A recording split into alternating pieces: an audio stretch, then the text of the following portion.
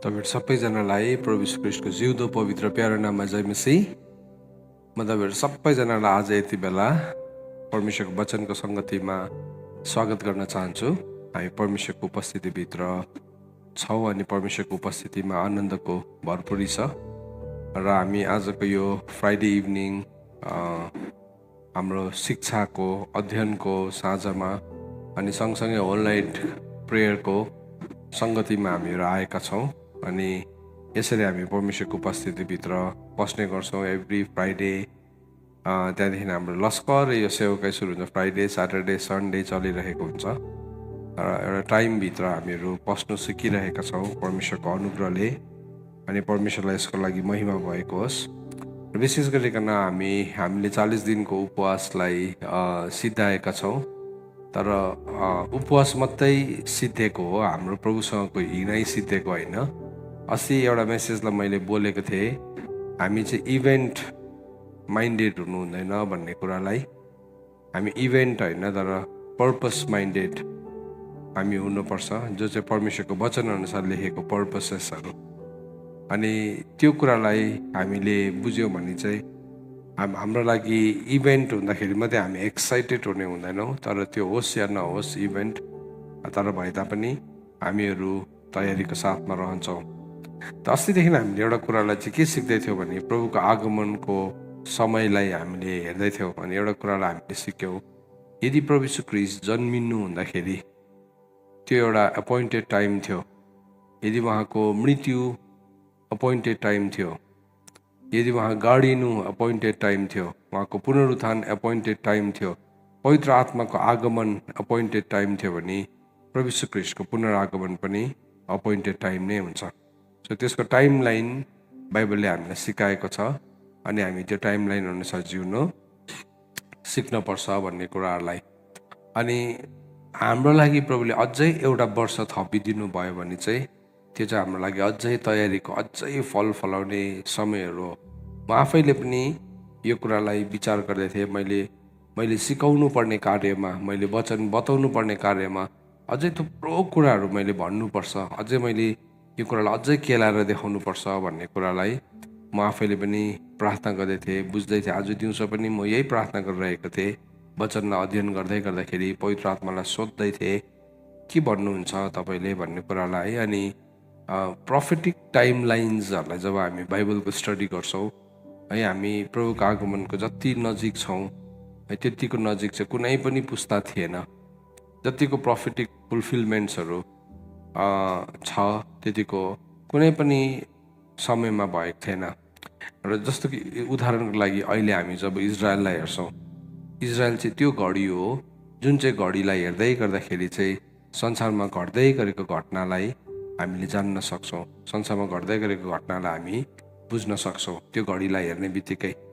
So जब हामी त्यो घडीलाई हेर्छौँ अनि हामी त्यो घडीलाई सिक्छौँ हेर्नु जाने भने त्यसले एउटा टाइम लाइनलाई बताउँदछ। जस्तो कि उदाहरणको लागि योपालिको फिस्ट अफ द ट्रम्पेट्समा के भयो, यो 40 डेजको ट्याबरनेकलभित्र के भयो भन्दाखेरि थुप्रो प्रोफेटिक कुराहरू हाम्रो आँखाको अगाडि फटाफट फटाफट फटाफट घट्दै थियो। अनि लास्ट वान 13 अक्टोबरमा थियो, जब चाहिँ फिस्ट अफ द ट्याबरनेकल थियो, सुकोत थियो। अनि सुकोतको अन्तिम दिन आइपुग्दै गर्दाखेरि एउटा घटना घट्यो फेरि। सो सुरुदेखि हामीले ट्याबरनेकलको टाइमलाई हेऱ्यो भने एउटा घटना के घट्दै थियो भन्दाखेरि जब त्यो ब्लड मुन आयो यो 40 डेजको अन्तरालमा है, एउटा ठुलो घटना पृथ्वीभरि घट्न थाल्यो। जस्तो कि नेपालमा जेनजीको जेनेरेसन एउटा के भन्नु आन्दोलन सुरु भयो अनि त्यति बेला सँगसँगै प्यारिसमा अनि अरू देशहरूमा पनि एउटा सेकनिङ आउन थाल्यो। त्यहाँदेखि 7 अक्टोबरमा आइपुग्दै गर्दाखेरि एउटा ट्रिटी, डोनाल्ड ट्रम्पले एउटा treaty, Middle East peace plan treaty भनेको उसले 20वटा बुदालाई उसले रोल आउट गरेको थियो। अनि त्यो कुरालाई फेरि पनि यता अब 13 अक्टोबरमा आइपुग्दै गर्दाखेरि एउटा इम्प्लिमेन्टेसन भएको हामीले देख्दैथ्यौँ। त यो सबै कुराहरू चाहिँ त्यत्तिकै यही प्रोफेटिक टाइम लाइनमा नै किन हुनुपर्ने, किन इजरायलसँग नै रिलेटेड हुनुपर्ने। एभ्री फिस्टमा नै इजरायलसँग नै किन यो सबै कुरा रिलेटेड भएको हो भन्दाखेरि चाहिँ किनभने त्यो चाहिँ घडी हो। अनि वास्तवमा चर्च बडी अफ क्राइस्टमा पनि जे इजरायलमा घट्छ है, ट्रु चर्च अफ क्राइस्ट, ख्रिस्टको देहमा है, चर्च भनेको चाहिँ कुनै एउटा डिनोमिनेसन होइन। डिनोमिनेसन त मान्छेले बनाएको हो, तर चर्च भनेको चाहिँ डिनोमिनेसन होइन। चर्च भनेको चाहिँ यीशु ख्रिस्टको देह हो, बडी अफ क्राइस्ट हो, जो चाहिँ विभिन्न किसिमको मानिसहरूले बनिएको छ। कोही हात हो, कोही खुट्टा हो, विभिन्न भूमिकाहरू छ सबैजनाको, तर एउटै शरीर, एउटै उद्देश्य। त्यस कारणले गर्दाखेरि चाहिँ त्यहाँ पनि थुप्रो घटनाहरू घट्न थाल्यो। अनि योपालिको फिस्टमा हामीले एउटा महत्त्वपूर्ण कुरालाई चाहिँ के सिकिरहेको थियो भन्दाखेरि चाहिँ हामीले जे कुरा गर्दाखेरि पनि 3वटा कुरालाई मध्यनजरमा राख्नुपर्छ। अनि त्यो 3वटा कुरा चाहिँ के हो भन्दाखेरि चाहिँ नम्बर 1 प्रभुको आगमन, प्रभुको इन्साफ, प्रभुको आगमन अनि परमेश्वरको राज्य। अनि यदि हामीलाई अझै पनि हामी त्यही आधारभूत कुराहरू नै सिकिरहेका छौँ, पाप नगर, संसारकै कुराहरू है, खालि संसारकै कुरा, सफलता इत्यादि कुराहरू है, त्यो सबैसँग चाहिँ संसारको फिलोसफीहरू जोडिन्छ। तर यदि हामी सत्यतालाई सिक्छौँ भने चाहिँ सत्यले चाहिँ जहिले पनि हामीलाई स्वतन्त्र तुल्याउँछ। सो यो कुरालाई हामीले हेर्दैछौँ। अनि हाम्रो लागि त्यसै पनि परमेश्वरको वचन, अस्ति हामीले जब सुकोतलाई अध्ययन गर्दैथ्यौँ, हाम्रो यहाँ रहिरहने सहर नै छैन। सो हामी जे पनि गर्छौँ यहाँ यस ठाउँको लागि मात्रै सोचेर गर्छ भने चाहिँ बाइबलले भनेको छ त्यो मान्छे चाहिँ सबैभन्दाखेरि दयनीय छ। तर हाम्रो नजर, हाम्रो सोच, सबै कुराहरू चाहिँ प्रभुमा राखेको छ भने चाहिँ हामी दुखित हुँदैनौँ। सो योपालिको फिस्टको टाइममा है, कतिजना मान्छेहरूले के भन्दै थियो भने, ओ योपालिको फिस्टमा प्रभु आउनुहुन्छ। त्यो प्रोफेसीलाई सुनिकन कतिले घर, गाडी, बङ्गला सबै बेचेर आउनु भएन। आज त्यो बेचेर त्यो बर्बाद हुने मान्छेहरू चाहिँ नि अब प्रभुलाई विश्वास गर्दिन भन्ने ठाउँमा पुग्यो।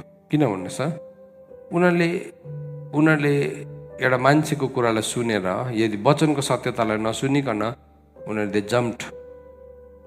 तपाईँको हृदय अलरेडी संसारको कुरामा लागेको छैन भने केही फरक परेन नि, तपाईँको मन नै लागेको छैन नि यहाँ। तर यहाँ मन लागेको छ भने चाहिँ जाने बेलामा पनि अरू कसैले खाइदिन्छ होला भनेर हतार बेचेर हामी त्यसलाई ट्रेड इन गर्न चाहन्छौँ। ए प्रभु आउनु भयो भने त जुन कुरा प्रकट हुनु आँटेको छ त्यसको अगाडि त यो सबै कुराहरू छोड्नु हामीलाई के छ त, केही पनि छैन नि। तर प्रभु आउनुहुन्छ। अब यो भएको पनि बेचबिखान गरेर है, पहिला पनि हाम्रो यहाँ सिक्किममा पनि त्यस्तो भएको थियो। एकजना सिक्किमको ठुलो मान्छेले अब यति तारिक प्रलय हुन्छ भनेर भन्नुभएको थियो। अनि त्यो भन्ने बित्तिकै के भयो भन्दाखेरि चाहिँ सबै मान्छेहरूले चाहिँ आफ्नो गाई गोरु के छ, भेडा बाख्रा सबै बेचेर सबै खाएर पिकनिक खेलेर के भयो भरे भएन त्यो दिन प्रलय। अनि प्रलय नहुँदाखेरि सबैजना त्यो गर्ने मान्छेहरू गालमा पर्यो, अप्ठ्यारो पर्यो। त हाम्रो हृदयलाई साँच्चीकै चेक गर्नु चाहिँ जरुरी छ है। हामी संसारको होइनौँ भनेर भनिरहन्छौँ। प्रभु आज आउनु भयो भने मलाई यो संसारको कुरा छोड्नुसँग के ठुलो मतलब छ। यो लानु नपाउने रहेछ, यहीँ बेचबिखान गरेर यहाँ यसलाई एक दुई दिन मजा गरिराख्छु भन्नु त त्यही हो नि, फलन नेचर, त्यही गिरेको एउटा प्रवृत्ति हो नि। त्यसले गर्दाखेरि चाहिँ हाम्रो मन चाहिँ नि प्रभुमा कम्प्लिटली अडेको हुनुपर्छ। अनि त्यो मन अडिएको छ भने चाहिँ एभ्री डे, हरेक दिन हामी प्रभुसँग जिउँछ। नत्र भने हामी लुतको पत्नी जस्तै हामी दोधारमा जिन्दगीहरू जिउँदै गरेको हुन्छौँ। त यो कुरालाई हामीले अस्तिको योपालिको फिस्टमा सिक्यौँ। तर म तपाईँलाई रेभेलेसन च्याप्टर 6 को जुन चाहिँ स्टडी छ त्यो कम्प्लिट नभएको कारणले गर्दाखेरि मैले मेरो टाइमलाइनको स्टडी तपाईँलाई गराउँदै गरेको नसकेको कारणले गर्दाखेरि म त्यो स्टडीलाई कम्प्लिट गराउन चाहन्छु। सो हामी कम्प्लिट गरौँ, हेरौँ, बुझौँ है के रहेछ त, क्लियरली नक्सा हेर्न सिकौँ। अनि म तपाईँलाई नि अब यो देखाउँदै गर्दा अझै पछाडि गइकन परमेश्वरको लले के भन्छ यो कुरालाई, परमेश्वरको जजमेन्ट्सहरू के हो, परमेश्वरको इन्साफहरू के हो भन्ने कुराहरू म तपाईँहरूलाई एक्सप्लेन गर्न चाहन्छु। तपाईँहरू सबैजनाले मसँग यति बेला प्रकाशको पुस्तक 6 अध्यायलाई खोल्नुहोस्। प्रकाशको पुस्तक 6 अध्याय। सबैले खोल्नुहोस् ल मसँग, अनि हामी प्रार्थना गर्नेछौँ र आजको वचनभित्र हामीहरू पसिजानेछौँ।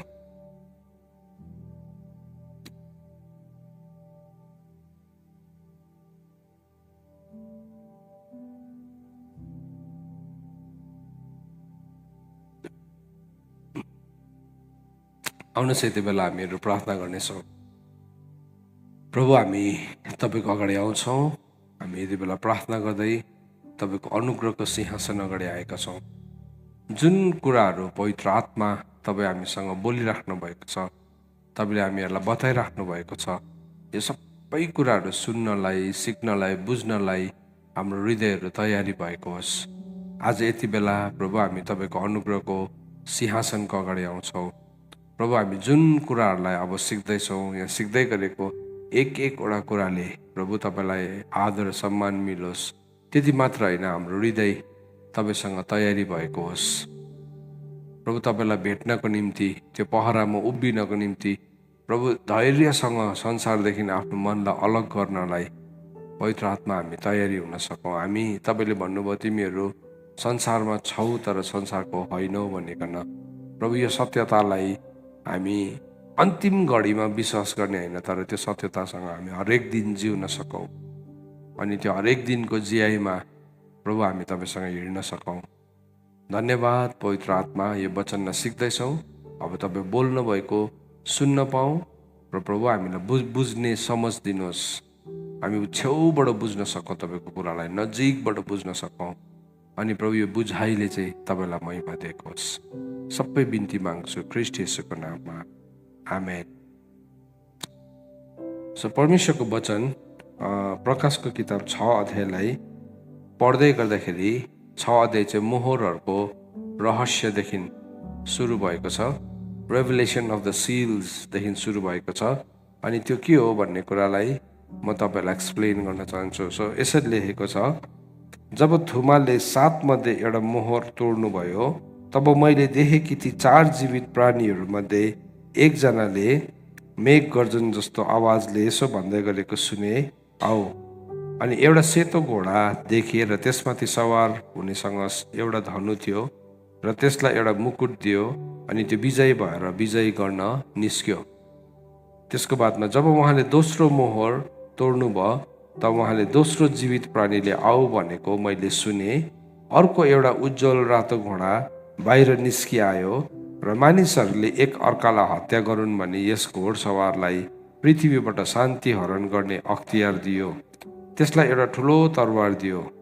जब उहाँले तेस्रो मोहर तोड्नुभयो, तब तेस्रो जीवित प्राणीले आऊ भनेको मैले सुने। मैले एउटा कालो घोडा देखेँ र घोडसवारको हातमा एउटा तराजु थियो। र ती जीवित प्राणीहरूको बिचमा एउटा आवाजले यसो भने जस्तो मैले सुने, एक दिनको ज्यालामा 1 किलो गहुँ र एक दिनको ज्यालामा 3 किलो जौ, तर तेल र दाखमध्यलाई हानि नगर्नु। जब उहाँले चौथो मोहर तोड्नुभयो, तब चौथो जीवित प्राणीले आऊ भनेको मैले सुने।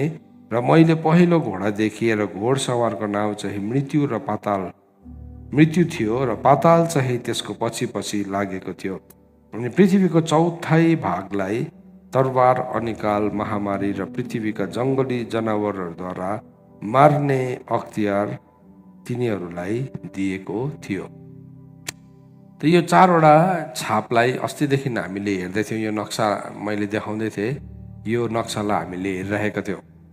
त यो नक्सालाई तपाईँले हेर्नुभयो भने यो 4वटा घोडालाई अब नक्सामा कोर्नु भने त्यसलाई यस्तो प्रकारले बनाएको छ। यो 4वटा घोडा। सो पहिलो सेतो घोडा थियो है, त्यसको बादमा रातो घोडा छ, त्यसको बादमा कालो घोडा छ, अनि त्यसको बादमा पहेँलो घोडा छ। सो 4वटा घोडाहरू छ, 4वटा हर्सेस। सो यो सिम्बोलिक रिप्रेजेन्टेसन्सहरू हो यो चाहिँ है। साँच्चैकै घोडामा यसरी आउँछ भनेको होइन, तर घोडाले केही कुरालाई देखाउँछ। घोडाले एउटा ताकतलाई देखाउँछ, घोडाले एउटा युद्धलाई देखाउँछ, घोडाले एउटा शक्तिलाई देखाउँछ है, केही कुरालाई देखाउँछ है। सो फर्स्ट 4 हर्सेसले देखाउँदैछ। अनि यसको एउटा टाइमलाइन, यसले एउटा टाइमलाइनलाई बताउँदैछ। तर यो 4वटा घोडाको रहस्य अब मैले तपाईँसँग पहिला पनि सेयर गरिसकेको छु। तर आज म तपाईँलाई अर्को पर्सपेक्टिभमा लान चाहन्छु। तर अब यो 4वटा घोडालाई चाहिँ मैले अहिले किन देखाएको भन्दाखेरि भर्खर हामीले पढ्यौँ। सो फर्स्ट हर्सले के कुरालाई देखाउँदै थियो भन्दाखेरि चाहिँ एउटा यस्तो विजयतालाई देखायो जो चाहिँ विजय गर्नलाई निस्कियो भन्ने छ। एउटा मोहर तोड्नु भएको देखेँ। तब 4 जीवित प्राणीहरूमध्ये एकजनाले मेघ गर्जन जस्तो आवाजले यसो भनेको सुने, आऊ। अनि मैले एउटा सेतो घोडा देखेँ र त्यसमाथि सवार हुनेसँग धनु थियो र त्यसलाई एउटा मुकुट दियो अनि त्यो विजय भएर विजय गर्न निस्क्यो। सो यसले यो सेतो घोडामा चढ्नु हुने यीशु ख्रीष्टलाई पनि बताएको छ अर्को ठाउँमा। तर यो चाहिँ ख्रीष्ट यीशु होइन यो केसमा चाहिँ। तर डिसेप्सन, एउटा भ्रम। अनि त्यो डिसेप्सनले चाहिँ के गर्नु थाल्यो भन्दाखेरि चाहिँ सम्पूर्ण पृथ्वीलाई जित्नु थाल्यो। सो मैले अस्ति तपाईँलाई टाइम लाइन देखाउँदै थिएँ। त्यो डिसेप्सन चाहिँ कुन चाहिँ टाइमदेखि सुरु भयो, यति साह्रो सम्पूर्ण पृथ्वी डिसिभ हुनुको लागि चाहिँ है सबै कुरा everything has to be in place. Internet हुनु पर्यो, इन्फर्मेसन हुनु पर्यो, अनि कुनै एउटा यस्तो चिज हुनु पर्यो जसद्वारा चाहिँ तपाईँ इजिली डिसिभ हुन सक्छ। सो यो चाहिँ यो कुरा, यो एउटा टाइम लाइन मैले तपाईँहरूलाई देखाइरहेको थिएँ। यो टाइम लाइनलाई यदि हामीले बुझ्यौँ भने, यो टाइम लाइनलाई बुझ्यौँ भने चाहिँ हामी पनि अवेर हुन सक्छौँ। तर प्रभुको काम गर्ने तरिका, अब जस्तो कि यो सिल्सहरू चाहिँ लास्टमा मात्रै देख्ने हो कि बा अगाडि पनि छ कि बाइबलमा है, कि यो लास्टको युगको मान्छेले मात्रै देख्छ, अगाडिको युगको मान्छेहरूलाई चाहिँ ओके जोहरू अगाडि मर्यो उनीहरूलाई त केही प्रब्लम नै भएन। अब यसो सोच्नुहोस् न है, अगाडि मर्ने मान्छेहरूलाई न त छापको समस्या थियो, न त घोडा देख्यो, न त है केही पनि देखेन जस्तो लाग्छ हामीलाई, केही पनि देखेन जस्तो लाग्छ। अनि उनीहरू त्यो युगमा जन्मिनेहरू त एक किसिमले राम्रै थिएछ। म त्यो युगमा जन्मेको भए त न त डिसेप्सन थियो, केही थिएन है। तर नि बाइबलले चाहिँ के भनेको छ हामीलाई, दोस्रो थिस्सलुनीकी 2:7 है, मुख जनी थाहा छ नि हामीलाई, थाहा छ कसैलाई यहाँ यो कोठामा के लेखेको छ? दोस्रो थिस्सलुनीकी 2:7 के लेखेको छ हजुर? अधर्मको रहस्यले अगाडिबाटै सुरुदेखि नै काम गरिरहेको छ भन्दैछ। भन्नुको मतलब चाहिँ सुरुदेखि नै छ यो चाहिँ, सुन्नुहोस् है, सुरुदेखि नै छ। सो यो चाहिँ हामीले बुक अफ रेभुलेसन हाम्रो टाइममा आएर मात्रै यस्तो भएको हो भन्ने होइन। तर परमेश्वरको जजमेन्ट्सहरू, परमेश्वरको काम गर्ने तरिका चाहिँ सुरुदेखि नै छ। सो म तपाईँलाई आज यो कुरालाई अलिकति बिस्तारै बताउनु पर्यो, किनभने कोही बेला हामीलाई यस्तो लाग्छ अब यो लास्ट जेनेरेसनको मान्छेहरू, हाम्रोमा टेक्नोलोजी छ, यो सबै कुराहरू छ, अनि हामीलाई चाहिँ साह्रो रहेछ। सुरुदेखि नै थियो। तर आज चाहिँ किन हामीलाई सजिलो बुझ्छौँ भन्दाखेरि चाहिँ हामीसँग प्रावधानहरू छ जसले गर्दाखेरि चाहिँ हामी अब जस्तो यो अहिले आज वचन बोल्ने तरिकामा एउटा परिवर्तन आएको छ नि है। नक्सा देखाएर बोल्छौँ आजकल हामी, नक्सा देखाएर बोल्छ। उहिलेको कुनै के भनेर कथा भन्दाखेरि अब मान्छेले बुझ्दैन, उसलाई त्यो नक्सा सट्टै देखाइदियो भने यस्तो रहेछ भनेर बुझ्छ। सो सुरुदेखि नै अधर्मको रहस्यले काम गर्दैछ। अनि एक दुईवटा पोइन्ट्स भन्न चाहन्छु त्यो खण्डमा जान्नुभन्दा अगाडि। सो जतिजना मान्छेहरू विद्रोही भए, परमेश्वरदेखि विद्रोही भए उनीहरू कसैलाई केही पनि बहना छैन। त्यसको भेरी क्लियर एक्सप्लेनेसन चाहिँ रोमीको किताब 1 अध्यायमा हामीलाई क्लियर एक्सप्लेनेसन्सहरू देख्छ, सफासँगले हामीलाई बताएको छ। के बताएको छ भन्दाखेरि चाहिँ कि कसैकोमा पनि केही बहना छैन। अब सुनाइ जवान छोराहरू, कतिपल्ट यस्तो लाग्छ ओके त्यसो हो भने अगाडिको मान्छेहरूलाई के भयो, यीशु ख्रीष्ट आउनुभन्दा अगाडिको मान्छेहरूलाई के भयो, हाम्रो पिता पुर्खाहरूलाई के भयो, उहिलेको जमानाको उहिले स्टोन एजको मान्छेहरूलाई के भयो होला, कतिजनाले त्यसरी भन्छ। तर बाइबलले त्यसको पनि भेरी क्लियर एन्सर दिएको छ। यो प्रश्नहरू चाहिँ नि हाम्रो अविश्वासलाई फ्युल गर्नुलाई हामी चलाउँछौँ। मैले अविश्वास गर्दै मेरो अविश्वासलाई मैले जल्दो बल्दो राख्नुको लागि चाहिँ मेरो मनमा त्यस्तो प्रश्नहरू आउँछ। या त शैतानले त्यो प्रश्नहरू ड्रप गर्छ, किनभने शैतानले चिन्छ वचन पढ्ने र नपढ्नेलाई क्लियरली चिन्छ। सो नपढ्नेलाई चाहिँ के हुन्छ भने नि त्यो मान्छेको मनमा एउटा डाउट हाल्दैको गर्छ, त्यो एउटा शङ्का। अनि त्यो शङ्का बसेपछि चाहिँ उसले परमेश्वरको कुरालाई विश्वास नै गर्न सक्दैन। किन भन्नुहोस् त, उसको मनमा शङ्का छ अनि त्यो शङ्काको दृष्टिकोणबाट मात्रै उसले हेरिरहन्छ। तर एकैछिन तपाईँलाई रोमीको किताब 1 अध्यायमा लानु पर्यो यो कुरालाई एक्सप्लेन गर्नलाई। रोमी 1 अध्यायमा लानु पर्यो। सबैजनाले खोल्नुहोस् मसँग। सो द्याट अब यो अस्ति सिन छ हामी अब अस्ति चाहिँ हामीसँग एउटा टाइमलाइनलाई स्टडी गर्ने प्रेसर थियो, तर अब म त्यसको इतिहासहरू तपाईँलाई बताउँदै लानु पर्यो। रोमीको किताब 1 अध्यायको 18 देखि, रोमन्स च्याप्टर 1 verse 18 देखि।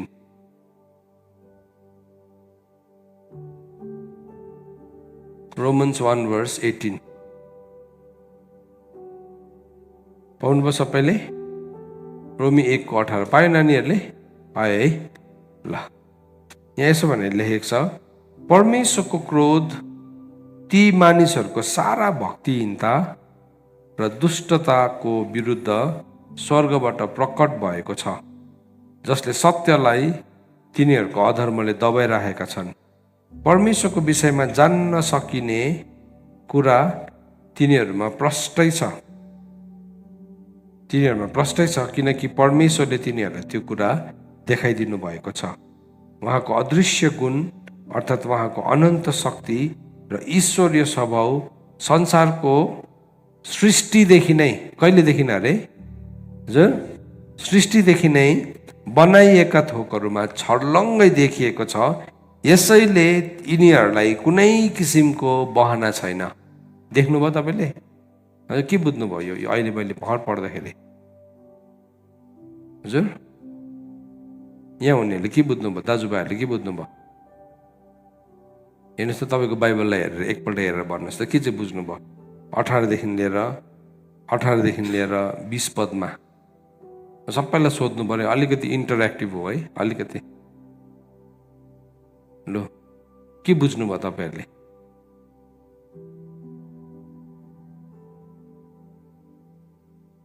उहाँको विषयमा जान्नुपर्ने कुरा चाहिँ संसारको सृष्टिदेखि नै के भएको छ? छर्लङ्गै छ अरे। कस्तो छ अरे? छर्लङ्गै भनेको बुझ्छ? कसले बुझ्छ छर्लङ्गै भनेको? हात देखाइदिनुहोस् त। छर्लङ्गै भनेको ओके, सबैले बुझ्नुहुँदैन। जुममा हुनुहुने कसले बुझ्नुहुन्छ छर्लङ्गै भनेको? हात यसो हल्लाइदिनुहोस् कि नबुझ्ने हुन्छ मैले एक्सप्लेन गर्नै पर्छ फेरि। ओके, कतिजनाले बुझ्नुहुन्न रहेछ, मैले हात देखेको छुइनँ है तपाईँको। ओके, कतिजनाले छर्लङ्गै भनेको बुझ्नुहुन्न रहेछ। छर्लङ्गै भनेको चाहिँ क्लियर भनेको, एकदम प्रत्यक्ष है। तपाईँले उज्यालो, घामको उज्यालोमा केही चिजलाई हेर्नु कस्तो देख्छ? छर्लङ्गै देख्छ नि। हो त्यस्तो हो छर्लङ्गै भनेको चाहिँ। सो वचनले के भन्दैछ भने त्यो सबै कुरा चाहिँ के छ? छर्लङ्गै छ, कसैलाई पनि बहाना छैन अरे। 20 पदलाई हेर्नुहोस्, 20 पदलाई सँगै पढौँ ल, verse 20 लाई 1 को 20 लाई सँगै पढौँ। 1 2 3 उहाँको अदृश्य गुण अर्थात् उहाँको अनन्त शक्ति र ईश्वरीय स्वभाव संसारको सृष्टिदेखि नै बनाएका थोकहरूमा छर्लङ्गै देखिएका छन्, यसैले यिनीहरूलाई कुनै किसिमको बहाना छैन। आमेन। बहाना रहेछ? छैन रहेछ। यसो एक दिन नि एउटा मान्छे जान्छ नि, प्रभुलाई विश्वास नगरिकन प्रभुको मलाई त कसैले भनेन भन्छ। प्रभुले के भन्नुहुन्छ? सृष्टि गरेको कुरामा सबै कुरा उहाँको अदृश्य गुण थियो त किन देखिनस्? ओ प्रभु, म त अन्धा जन्मेको थिएँ। सबै आवाजमा थियो, सबैमा थियो। जान्नु नसक्ने केही नै छैन, कुनै यस्तो भाषा नै छैन, कुनै यस्तो ठाउँ नै छैन जहाँ चाहिँ मान्छेले बुझ्नै सक्दैन। आँखै नदेखे, कान नै नसुन्ने, मुख नै नलाग्ने मान्छेले पनि बुझ्नु सक्छ, उसले पनि बुझ्नु सक्छ। त्यस्तो छर्लङ्गै। कस्तो खालको छर्लङ्गै अरे? आँखा नदेख्नेले पनि बुझ्नु सक्छ है, कान नसुन्नेले पनि बुझ्नु सक्छ, मुख नलाग्नेले पनि सुन्नु सक्छ है, बुझ्नु सक्छ, हात खुट्टा नचल्नेले पनि बुझ्नु सक्छ। किनभने त्यो कस्तो छ अरे? छर्लङ्गै। अदृश्य गुण चाहिँ छर्लङ्गै छ अरे। कसैलाई केही बहाना छैन रहेछ। अब मैले सुरुदेखिको भनेको तपाईँलाई, सुरुदेखिको किन कतिजनाले चाहिँ प्रभुलाई विश्वास नगर्ने बहानाहरू खोज्दै गर्नुहुन्छ नि। ओ हाम्रो great great great great grand फादरहरूलाई के भयो होला भनेर तपाईँले सोच्नुहुन्छ भने चाहिँ यहीँ कसैलाई पनि बहाना छैन, नोबडी। सो त्यसले गर्दाखेरि बहानाभित्र हामी लुक्नु पनि हुँदैन। मान्छेले के भन्छ, म त जान्दिनँ नि, पढेको पनि छुइनँ, बहानै छैन, छर्लङ्गै देखाइदिएको छ।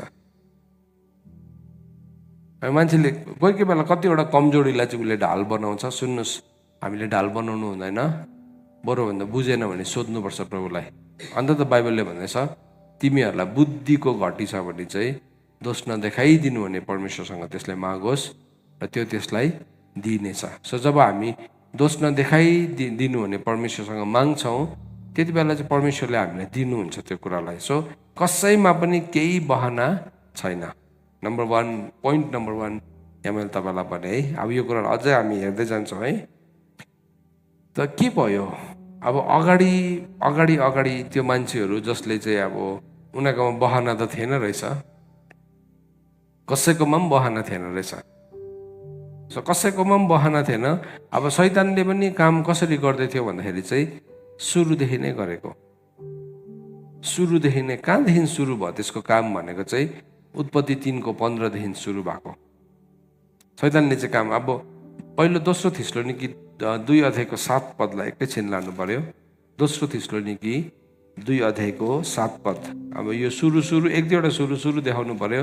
अनि कहाँदेखि सुरु भएको बिन्दुहरूलाई बुझौँ हामी, कनेक्सन पोइन्ट्सहरूलाई।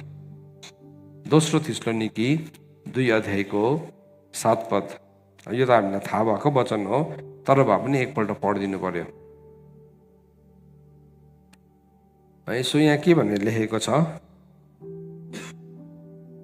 दोस्रो थिस्सलुनीकी 2:7।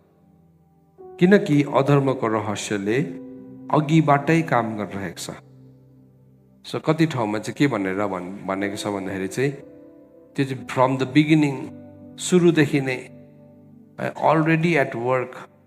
कतिवटा भर्जनमा चाहिँ बिगिनिङदेखि नै काम गरिरहेको छ भन्दैछ है, अघिदेखि नै काम गरिरहेको छ। तर अहिलेसम्म जसले त्यसलाई रोकिराख्नु भएको छ उहाँ नहटुन्जेल त्यसलाई रोकि नै राख्नुहुन्छ।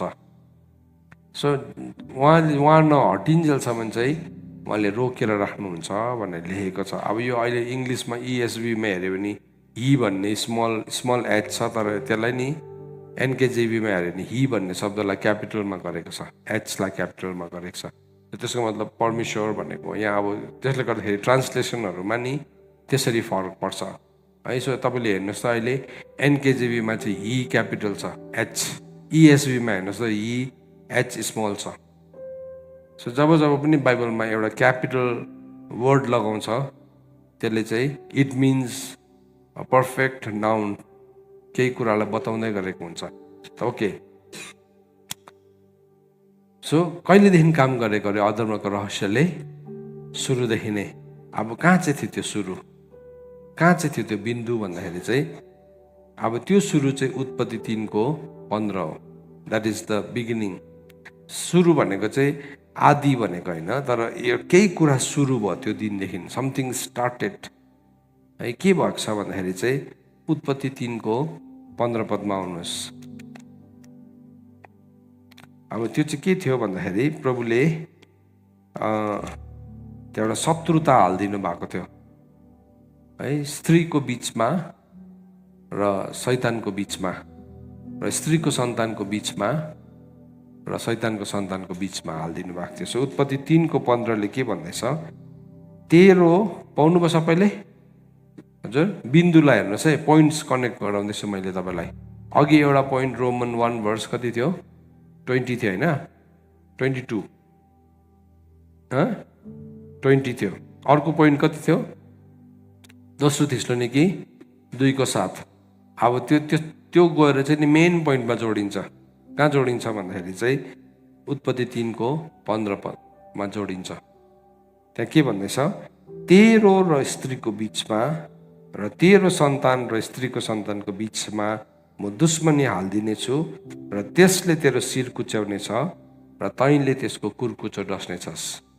अब यो बिन्दुलाई नि, यो 3वटा डट्सलाई तपाईँले बुझ्नु हुँदैछ। फर्स्टको यो डटलाई मैले तपाईँलाई एक्सप्लेन किन गरेको भन्दाखेरि चाहिँ यो बिन्दुलाई बुझ्नु भने नि तपाईँको बाइबललाई बुझ्ने तरिका अलिकति चेन्ज हुन्छ। अब डिफ्रेन्टली चेन्ज हुन्छ। शैतानले तपाईँसँग गर्दै गरेको डिलिङलाई तपाईँले बुझ्नुहुन्छ, तपाईँ झुक्किनुहुन्न। सो हाम्रोमा एउटा क्वेसन थियो कि ओके उहिले प्रभुलाई नपाई मर्ने मान्छेहरूलाई चाहिँ के भयो त है, सुसमाचार नै यीशु ख्रीष्ट आउनुभन्दा अगाडि जन्मेको मान्छेहरूलाई के भयो भन्दाखेरि रोमी 1:20ले भने कसैलाई पनि के छैन अरे हजुर, बहना छैन। किन? परमेश्वरलाई कसरी चिन्छ अरे? सृष्टि गरिएको थोकद्वारा नै उहाँको अदृश्य गुणलाई मान्छेले हेर्ने बित्तिकै सजिलोसँगले थाहा पाइहाल्न सक्छ। एउटा बिन्दु अधर्मको रहस्यले चाहिँ सुरुदेखि नै काम गर्दै थियो। अब त्यो सुरु चाहिँ के रहेछ? उत्पत्ति 3:15। त बुझ्नुभयो तपाईँले कनेक्सन? अब यो कनेक्सनलाई बुझ्नु भने अब परमेश्वर चाहिँ राइचियस हुनुहुन्छ फर एभर। उहाँ बदलिनुहुन्न। उहाँ चाहिँ हिज आज अनि सधैँभरि एक समान हुनुहुन्छ। परमेश्वरको जजमेन्ट्सहरू पनि कहिले पनि बदलिँदैन, कहिले पनि बदलिँदैन। अनि त्यहाँदेखि अब तपाईँको मनमा अझै एउटा क्वेसन आउँछ। फेरि नेक्स्ट क्वेसन के आउन सक्छ भने अन्त प्रभु यीशु ख्रीष्टको बलिदान नै भएको थिएन, बलिदान नै नभएपछि त अब ओके उनीहरूले कुरै बुझ्यो भने त कसरी चाहिँ त्यसो भए उनीहरूको चाहिँ इन्साफ हुन्छ? किनभने उनीहरूले त उद्धार नै पाएको थिएन भन्दाखेरि चाहिँ अब त्यहाँ फेरि प्रकाश 13:8 फेरि अर्को बिन्दुमा लानु पर्यो। यो बिन्दु पहिला बताउँदैछु तपाईँलाई। प्रकाश 13:8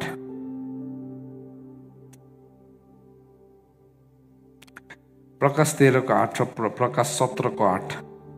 13:8मा 17:8 पनि लेखिहाल्नुहोस् अनि 13:8लाई पढौँ हामी है। तर मैले पढ्नु खोजेको चाहिँ दोस्रो भाग है, दोस्रो भाग हो। र यो चाहिँ हामीलाई राम्रोसँगले थाहा हुनुपर्छ। प्रकाश 13:8 पाउनुभयो नि सबैले है? पाउनुभयो? ओके। यहाँ भनेर लेखेको छ, र पृथ्वीमा बास गर्ने सबैले त्यस पशुको पूजा गर्नेछन्, अर्थात् तिनीहरूले जसको नाउँ संसारको सृष्टिदेखि नै मारिनु भएको थुमाको जीवनको पुस्तकमा लेखिएको छैन। सो त्यो बिस्टलाई चाहिँ कहिलेदेखि पूजा गर्न थालेको रहेछ हजुर? सृष्टिको सुरुदेखि नै गर्नु थालेको रहेछ नि त। त्यसले गर्दाखेरि उद्धारको लागि चाहिँ के हुनु पर्थ्यो? उद्धारको लागि के हुनुपर्छ? थुमाको बलिदान हुनु पर्यो नि त। थुमाको बलिदान कहिले भएको रहेछ? सृष्टिदेखि नै भएको रहेछ। सो परमेश्वरको केही कुरा पनि मिस्टेक छैन। बिचमा गएर ला अगाडिको मान्छे त सबै भिरबाट खस्यो त के गर्नु? अब होस्, यसै खस्यो उसै खस्यो, अन्डा फुट्यो भनेर छोड्नुहुन्न परमेश्वरले। एउटा मान्छेको केसको गन्ती राख्नु हुने परमेश्वरले झन् एउटा बहुमूल्य प्राणको कति धेरै गन्ती राख्नुहुन्छ। 13:8 पढ्नुभयो? अब एक ठाउँ मात्रै लेखेको छ भन्दा फेरि यो गवाई भएन। कमसेकम कति ठाउँ लेखेको हुनु पर्यो? 2 ठाउँ। त्यसो भए 17:8 हेर्नुहोस् है। 17:8 हेर्नुहोस्। त्यहाँ के भनेर लेखेको छ भने तिमीले देखेको त्यो पशु एक समय थियो तर अब छैन र सर्वनाशमा जान अतल कुण्डबाट त्यो माथि उक्लन लागेको छ। अनि पृथ्वीका बासिन्दाहरू जसको नाउँ संसारको उत्पत्तिदेखि नै जीवनको पुस्तकमा लेखिएको छैन, तिनीहरू त्यस पशुलाई देखेर अचम्म मान्नेछन्, किनकि त्यो एक समय थियो तर अब छैन र पछि आउनेछ। अब यो नाम चाहिँ जो छ, जो हुनुहुन्थ्यो, जो हुनुहुन्छ र हुन आउनु हुनेछको अपोजिट, अलमाइटीको अपोजिट, शैतानको अपोजिट नाम राखेको छ त्यसले है। तर अब यहाँ हामी के देख्दैछौँ? संसारको उत्पत्तिदेखि नै जीवनको पुस्तक है। अघि त्यो जीवनको पुस्तक र मारिनु भएको थुमाको 2 विटनेसेस तपाईँले देख्नुहुँदैछ। ध्यान दिएर सुन्नुहोस् ल। ध्यान दिनु भने नि बुझ्छ, ध्यान दिएन भने चाहिँ तपाईँले बुझ्दैन, फेरि झपक्कै जान्छ। ध्यान दिनुहोस्। सो संसारको उत्पत्तिदेखि नै मारिएको थुमालाई हामी यहाँ देख्छौँ। सो अब मैले तपाईँलाई 4वटा डट भने। थुमाको बलिदान कहिले भएको रहेछ हजुर? संसारको सृष्टिदेखि नै थुमाको बलिदान भएको रहेछ। सो अब हाम्रो मनमा नि शङ्का गरिरहने, प्रभुले त खै ठिक भएन त, प्रभुको इक्वेजन नै म्याथ नै ठिक छैन भन्ने डाउट यो बुझेपछि क्लियर हुन्छ फर्स्टमा। किनभने नि मान्छेले कोही बेला विश्वास नगर्नु छ भने चाहिँ नि तपाईँ बाइबल पढेको छैन भने झन् यो क्वेसन सोध्यो भने तपाईँ त यहाँ त यस्तो दिमाग त नि यस्तो रिङ्गटा चल्छ हो त है, मैले अहिलेसम्म गरेको विश्वास त होइन व्यर्थ पो हो क्या हो भन्ने खालको बनाइन्छ एकैछिनमा। अन्त त प्रभुले भन्नुभयो मेरो प्रजा चाहिँ ज्ञानको कमीले गर्दा नाश भएको छ। सो जतिजना मान्छे संसारको उत्पत्तिदेखि नै मारिनु भएको थुमाको बलिदान चाहिँ इनफ्याक्ट उहाँको बलिदानमा नै सबै कुरा सृष्टि भएको, एभ्रिथिङ क्रिएटेड, सृष्टि भएको हरेक कुरा। हितोपदेशले भन्छ परमेश्वरको सृष्टिको प्रारम्भ नै म हुँ, बुद्धि भनेको छ। बुद्धिले भन्छ कि म चाहिँ संसारको परमेश्वरको सृष्टिको प्रारम्भ हुँ। अनि पहिलो कोरिन्थी 1:24 अनि 1:30ले भन्छ यीशु ख्रीष्ट चाहिँ परमेश्वरको बुद्धि हुनुहुन्छ भनेर लेखेको छ। सो यीशु ख्रीष्टको थुप्रो नामहरूमध्ये वान अफ द नेम्स चाहिँ के छ? विजडम अफ गड, परमेश्वरको बुद्धि, जिउँदो वचन, थुमा, इमानुएल, है थुप्रो नाम छ नि त। Out of so many names एउटा नाम चाहिँ के हो भन्दाखेरि चाहिँ विजडम अफ गड। सो परमेश्वरले जे कुरालाई पनि क्रिएट गर्नुभयो नि, क्रिएट गर्नु हुँदाखेरि नै एउटा बलिदानदेखि सुरु भएको थियो। अनि हाम्रो खातिर चाहिँ उहाँ समयको अन्तमा प्रकट हुनु भएको। र समयको अन्त चाहिँ आज भन्दाखेरि 2000 वर्ष अगाडिदेखि सुरु भएको। सो जब यीशु ख्रीष्ट सेवकाईमा आउनुभयो उहाँले के भन्नुभयो? समय पुरा भयो, परमेश्वरको राज्य नजिक आएको छ। यीशु ख्रीष्ट चाहिँ कहिले प्रकट हुनु भएको रहेछ?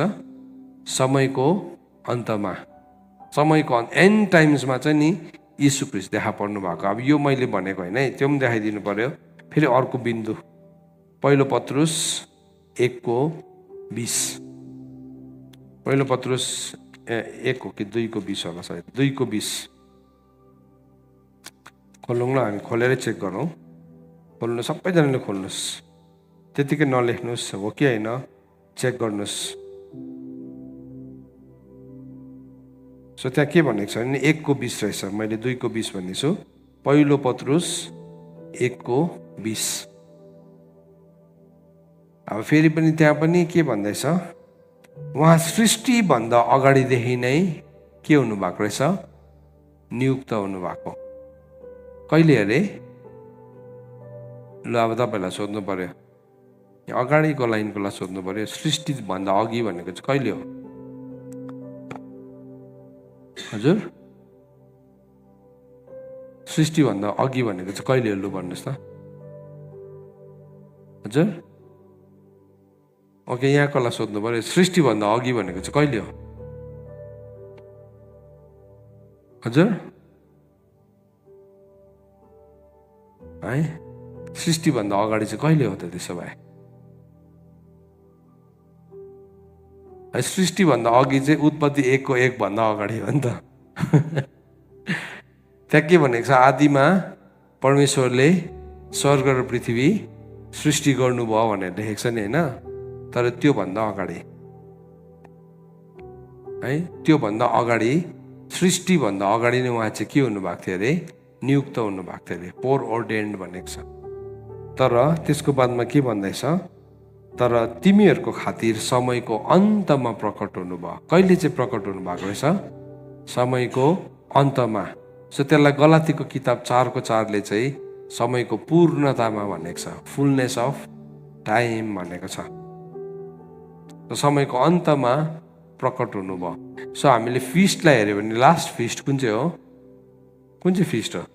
फिस्ट अफ द ट्याबरनेकल भन्नु मतलब उहाँको प्रकटीकरण कहिले हुन्छ? समयको अन्तमा हुन्छ नि, किनभने उहाँ चाहिँ हिज, आज अनि सधैँभरि एक समान हुनुहुन्छ है। सो एभ्रिथिङ, हरेक कुराले नै त्यही कुराको गवाई दिन्छ। सबै कुराले नै एउटै कुराको गवाई दिन्छ। सुन्नुहोस् है, ध्यान दिएर सुन्नुहोस् ल, ध्यान दिएर सुन्नुहोस् है, यसलाई अब बुझ्नुहोस्। सो यीशु ख्रीष्ट चाहिँ कहिले प्रकट हुनुभएको रहेछ? हजुर कहिले प्रकट हुनु भएको रहेछ? समयको अन्तमा। अब प्रकट हुने बित्तिकै यीशु ख्रीष्टले के भन्नुभएको छ? मर्कुसको किताब 1 अध्यायमा आउनुहोस्। सो पहिला चाहिँ अगाडिको बिन्दुलाई बुझिहालौँ हामी, सो द्याट हाम्रो अन्डरस्ट्यान्डिङ है प्रभु यीशु ख्रीष्टको प्रकटीकरणको बुझाइ हाम्रो एकदमै सही भएको होस्। सो मर्कुसको किताब 1 अध्यायको 15 पद, मर्कुस 1 अध्यायको 15 पद सबैले हेर्नुहोस्, लेख्दै जानुहोस् ल यो भर्सेसहरूलाई, लस्करै लेख्दै जानुहोस्, सो द्याट तपाईँलाई कसैले सोद्धाखेरि या त तपाईँको आफ्नै बुझाइ वचन पढ्दाखेरि तपाईँ कहीँ कन्फ्युज हुनु भने तपाईँ बिन्दुमा जानुहोस्, स्टार्टिङ पोइन्टमा जानुहोस्। जहिले पनि तपाईँको फोन ह्याङ भयो भने के गर्छ? रिस्टार्ट गर्छ नि है। हो, त्यसले गर्दाखेरि तपाईँले अब बुझाइ ह्याङ भयो भने चाहिँ तपाईँ बिन्दुमा जानु रिस्टार्ट गर्नु पऱ्यो है। सो अब यहाँ के छ? ओके, म पढ्नु पऱ्यो। मर्कुस 1:15 उहाँले भन्नुभयो समय पुरा भएको छ। यीशु ख्रीष्ट प्रकट हुने बित्तिकै के भन्नुभएको रहेछ? समय सुरु भएको छ भन्नुभयो है। हो, के भन्नुभएको छ? पुरा भनेको के हो हजुर? कम्प्लिट, सक्यो भनेको नि। समय सकिसकेको छ, समय पुरा भइसकेको छ, परमेश्वरको राज्य नजिक आइपुगेको छ। पश्चाताप गर र सुसमाचारमा विश्वास गर। सो प्रभु यीशु ख्रीष्ट प्रकट हुँदाखेरि चाहिँ समयको अन्त भनेको छ, समयको पुरा भनेको छ, समयको पूर्णता भनेको छ।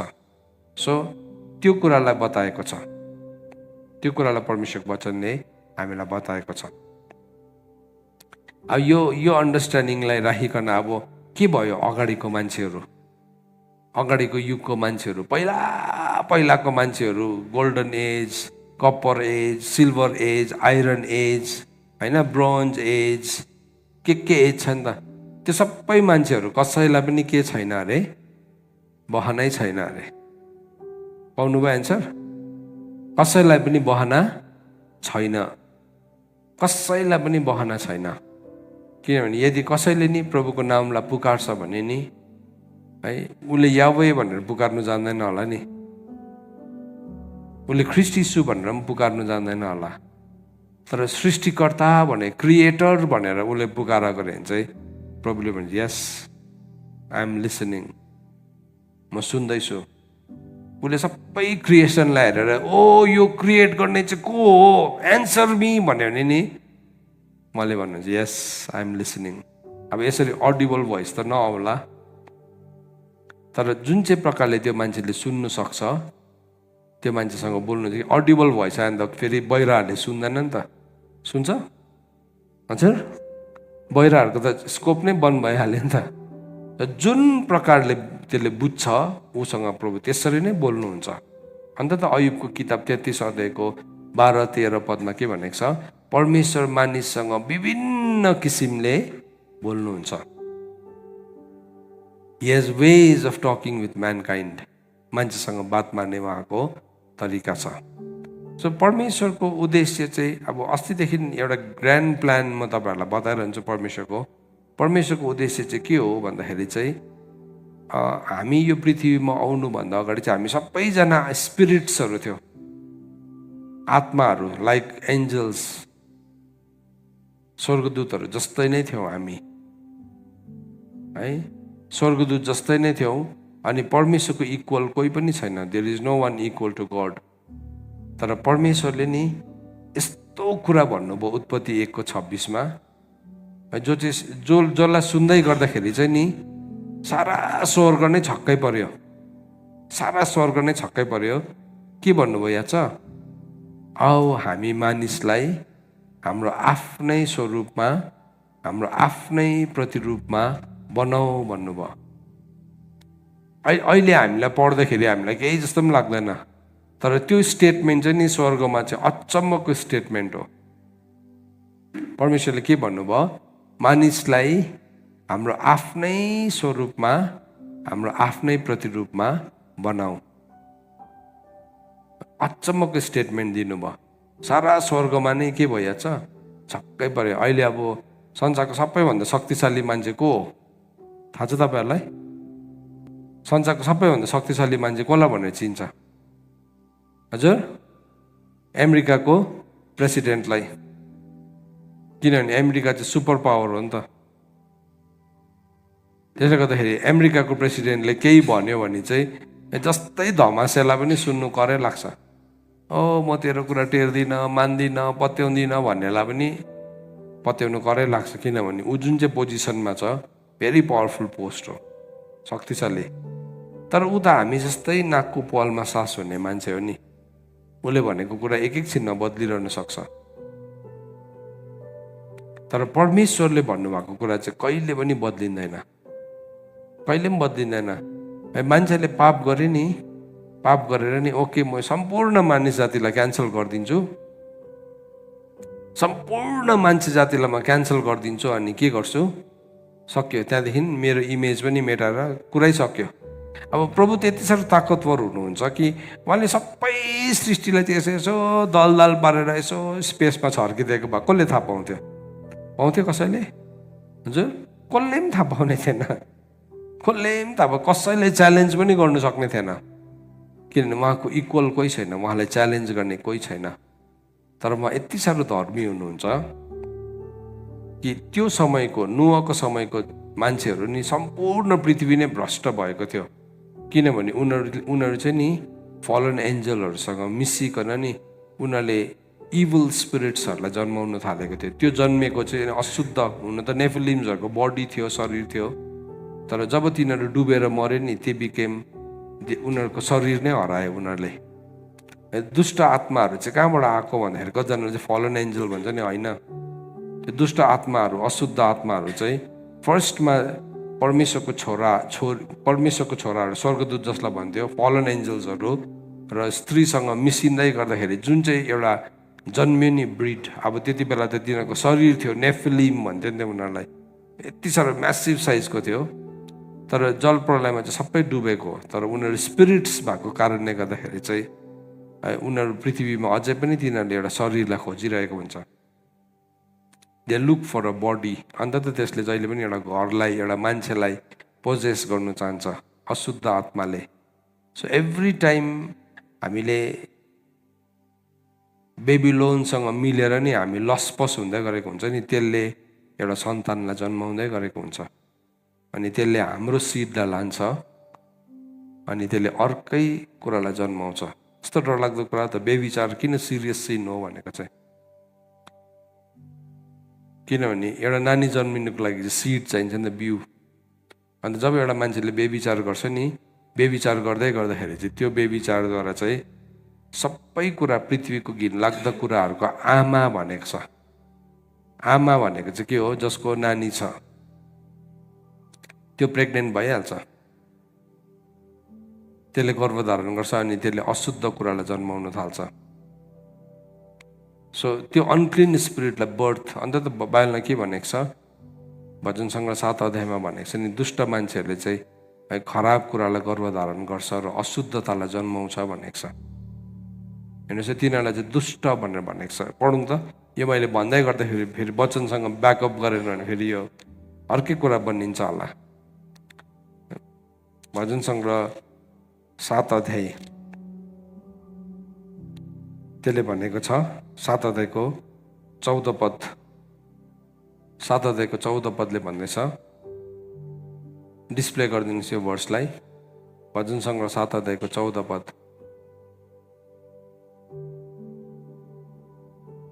सात अध्यायको 14 पद हेर्नु, सबैजनाले खोल्नुहोस्।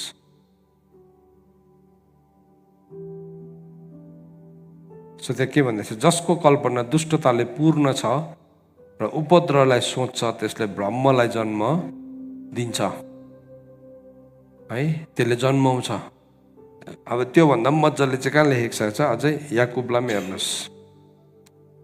याकुबको किताब, याकुबको किताब 1 अध्यायको 14 अनि 15 पद। आजसम्म तपाईँ बेविचारी जीवन जिउँदै हुनुहुन्छ भने नि, बेविचार किन सिरियस हो बुझ्नुहोस्। फन नसम्झिनु छोराहरू, छोरीहरू फन नसम्झिनुहोस् यसलाई। तर त्यहाँ चाहिँ नि एउटा कन्सेप्सन गर्भधारण हुँदै गरेको हुन्छ, त्यसले केही कुरालाई जन्माउँदै गरेको हुन्छ। अन्त त लेखेको छ हरेक मानिस आफ्नै खराब इच्छाद्वारा लोभिएर परीक्षामा पर्छ, तब खराब इच्छाले के गर्छ? गर्भधारण गर्छ, खराब इच्छाले। सो तपाईँले लिटरली बेविचार गर्दैछ भने तपाईँको बडीबाट सिड निस्किन्छ नि त, एउटा बिउ निस्किन्छ, अनि त्यही बिउले चाहिँ के हुन्छ? गर्भधारण गर्छ। नर्मली प्रेग्नेन्ट कसरी हुन्छ? त्यसरी हुन्छ नि त।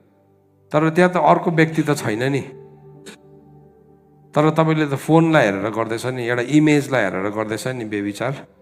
तर को प्रेग्नेन्ट हुन्छ याद छ? बेबिलोन। घिनलाग्दा कुराहरूको आमाले चाहिँ नि गर्भधारण गरिहाल्छ, किनभने त्यो बेविचार चाहिँ तपाईँले कोसँग गर्दैछ? अदृश्य रूपमा बेबिलोनसँग गर्दैछ। खराब इच्छाद्वारा लोभिएर खराब इच्छाले के गर्छ अरे? गर्भधारण गर्छ। त्यस्तै लेखेको छ तपाईँको बाइबलमा। हजुर, गर्भधारण गरेपछि त्यसले पाप जन्माउँछ, अनि पाप पुरा बढेपछि चाहिँ त्यसले मृत्यु ल्याउँछ। सुन्नुहोस् है छोराछोरीहरू, कतिजनाले मास्टरबेसन प्र्याक्टिस गर्छ, त्यो सिड नि भुइँमा झर्दैन, झर्नु त भुइँमै झर्ला, तर त्यो सिडले चाहिँ नि बेबिलोन प्रेग्नेन्ट हुन्छ, त्यसले गर्भधारण गर्छ। अन्त त्यसलाई सबै घिनलाग्दो कुराहरूको आमा, एनी घिनलाग्दो एक्ट इज काउन्टेड एज बेविचार। हेर्नु, सुन्नु, बोल्नु, त्यो सबैद्वारा त्यसले स्पिरिचुअल ऱ्याल्म चाहिँ त्यस्तो हुन्छ। अन्त त मान्छेलाई नि जब कतिजनालाई स्लिप प्यारालिसिस हुन्छ नि, स्लिप प्यारालिसिस हुन्छ, त्यति बेला उसले इन्क्युबस सुकुबसले आएर उसँग बेविचार गर्दै लिटरली, अनि एउटा बेविचार गर्दै गर्दाखेरि के हुन्छ? त्यो सबै कुरालाई उसले अनुभव गर्छ। त्यति बेला चाहिँ नि त्यसले त्यो सिड चोरेर लाँदै गरेको हुन्छ। सिरियस कुरा हो नि त। सो आज अब हामी क्लिन हुनुपर्ने कुराहरू, तपाईँको माइन्डमा पनि अलिकति बेविचारको विचार आउँदैछ भने पनि है, that is a serious thing. अन्त त प्रभुले के भन्नुभयो? यदि कुनै व्यक्तिले एउटा स्त्रीलाई काम वासनाको नजरले हेर्छ मात्रै भन्यो भने पनि हृदयमा बेविचार गर्छ, किनभने हृदय छली छ, बेबिलोन आएर त्यहाँ बसिरहेको हुन्छ, बेविचार गरिहाल्यो, त्यो चाहिँ इन्स्टेन्टली प्रेग्नेन्ट हुन्छ। हुन्छ, त्यो चाहिँ मिस नै हुँदैन, मिसक्यारेज हुँदैन, त्यो चाहिँ मिसक्यारेज हुँदैन। अनि त्यसले चाहिँ के जन्माउँछ अरे? यहाँ भन्दैछ के जन्माउँछ? खराब इच्छाले गर्भधारण गरेपछि चाहिँ के जन्माउँदो रहेछ? हेर त छोराहरू, 15 पदमा के जन्माउँदो रहेछ? हजुर, पापलाई जन्माउँछ, अनि पाप पुरा बढेपछि चाहिँ मृत्यु। अन्त कोही कोही बेला चाहिँ हामी सबै टिचिङप्रति रिलिजियस मात्रै हुन्छ। जस्तो यो फिस्टको टिचिङ आयो नि, ओभर रिलिजियस भइदिन्छ, रिलिजियस भइदिन्छ फिस्टको टिचिङ आउँदै गर्दाखेरि हो। अन्त 1-2 दिन फिस्ट सकेपछि फेरि अर्कै मोडमा जान्छ। सुन्नुहोस्, हामी चाहिँ नि सधैँ नै हामी चाहिँ प्रभुको उपस्थितिमा रहनुपर्छ। बाइबलमा के भनेको छ? तिमीले परमेश्वरको शक्तिलाई, परमेश्वरको दर्शनको चाहिँ निरन्तर खोजी गर भनेको छ। फिस्टमा मात्रै खोजी गर भनेको छैन नि। भजन सङ्ग्रह 105:4 होइन, तिमीले निरन्तर परमेश्वरको शक्तिको, परमेश्वरको दर्शनको खोजी गर। सो कतिजना चाहिँ के हुन्छ, अब रिलिजियस छ भने चाहिँ ऊ चाहिँ त्यति बेला मात्रै खोजी गर्छ, होइन है। मैले अस्ति भने नि, प्रभु यो पालिको फिस्टमा आउनु भएन नि, हाम्रो लागि 1 वर्ष थपेको। हामी त खुसी पो हुनुपर्छ त। अस्ति बानी बेहोरा केही ठिक छैन, बेविचार पनि गर्दैछ त, सबै बाख्राहरू बेचे, सबै खसी बेचे, जग्गा जमिन गाडी बेचेर चाहिँ प्रभु आउनु भएको त तपाईँ त नोबेर हुन्थ्यो झन्, के उठाइने थिएन नि त। तर त्यो बेच्नु र नबेच्नुको कुरा होइन, it is the matter of your heart. तपाईँ एभ्री डे म तयारी हुनुपर्छ, every day I need cleansing, every day म उहाँलाई हेरिरहनुपर्छ। खोज्नुपर्ने कुरा चाहिँ प्रत्येक दिन चाहिँ के खोज्नु? भजन सङ्ग्रह 105:4 पढौँ त, के भनेको रहेछ? केलाई चाहिँ खोज्नु?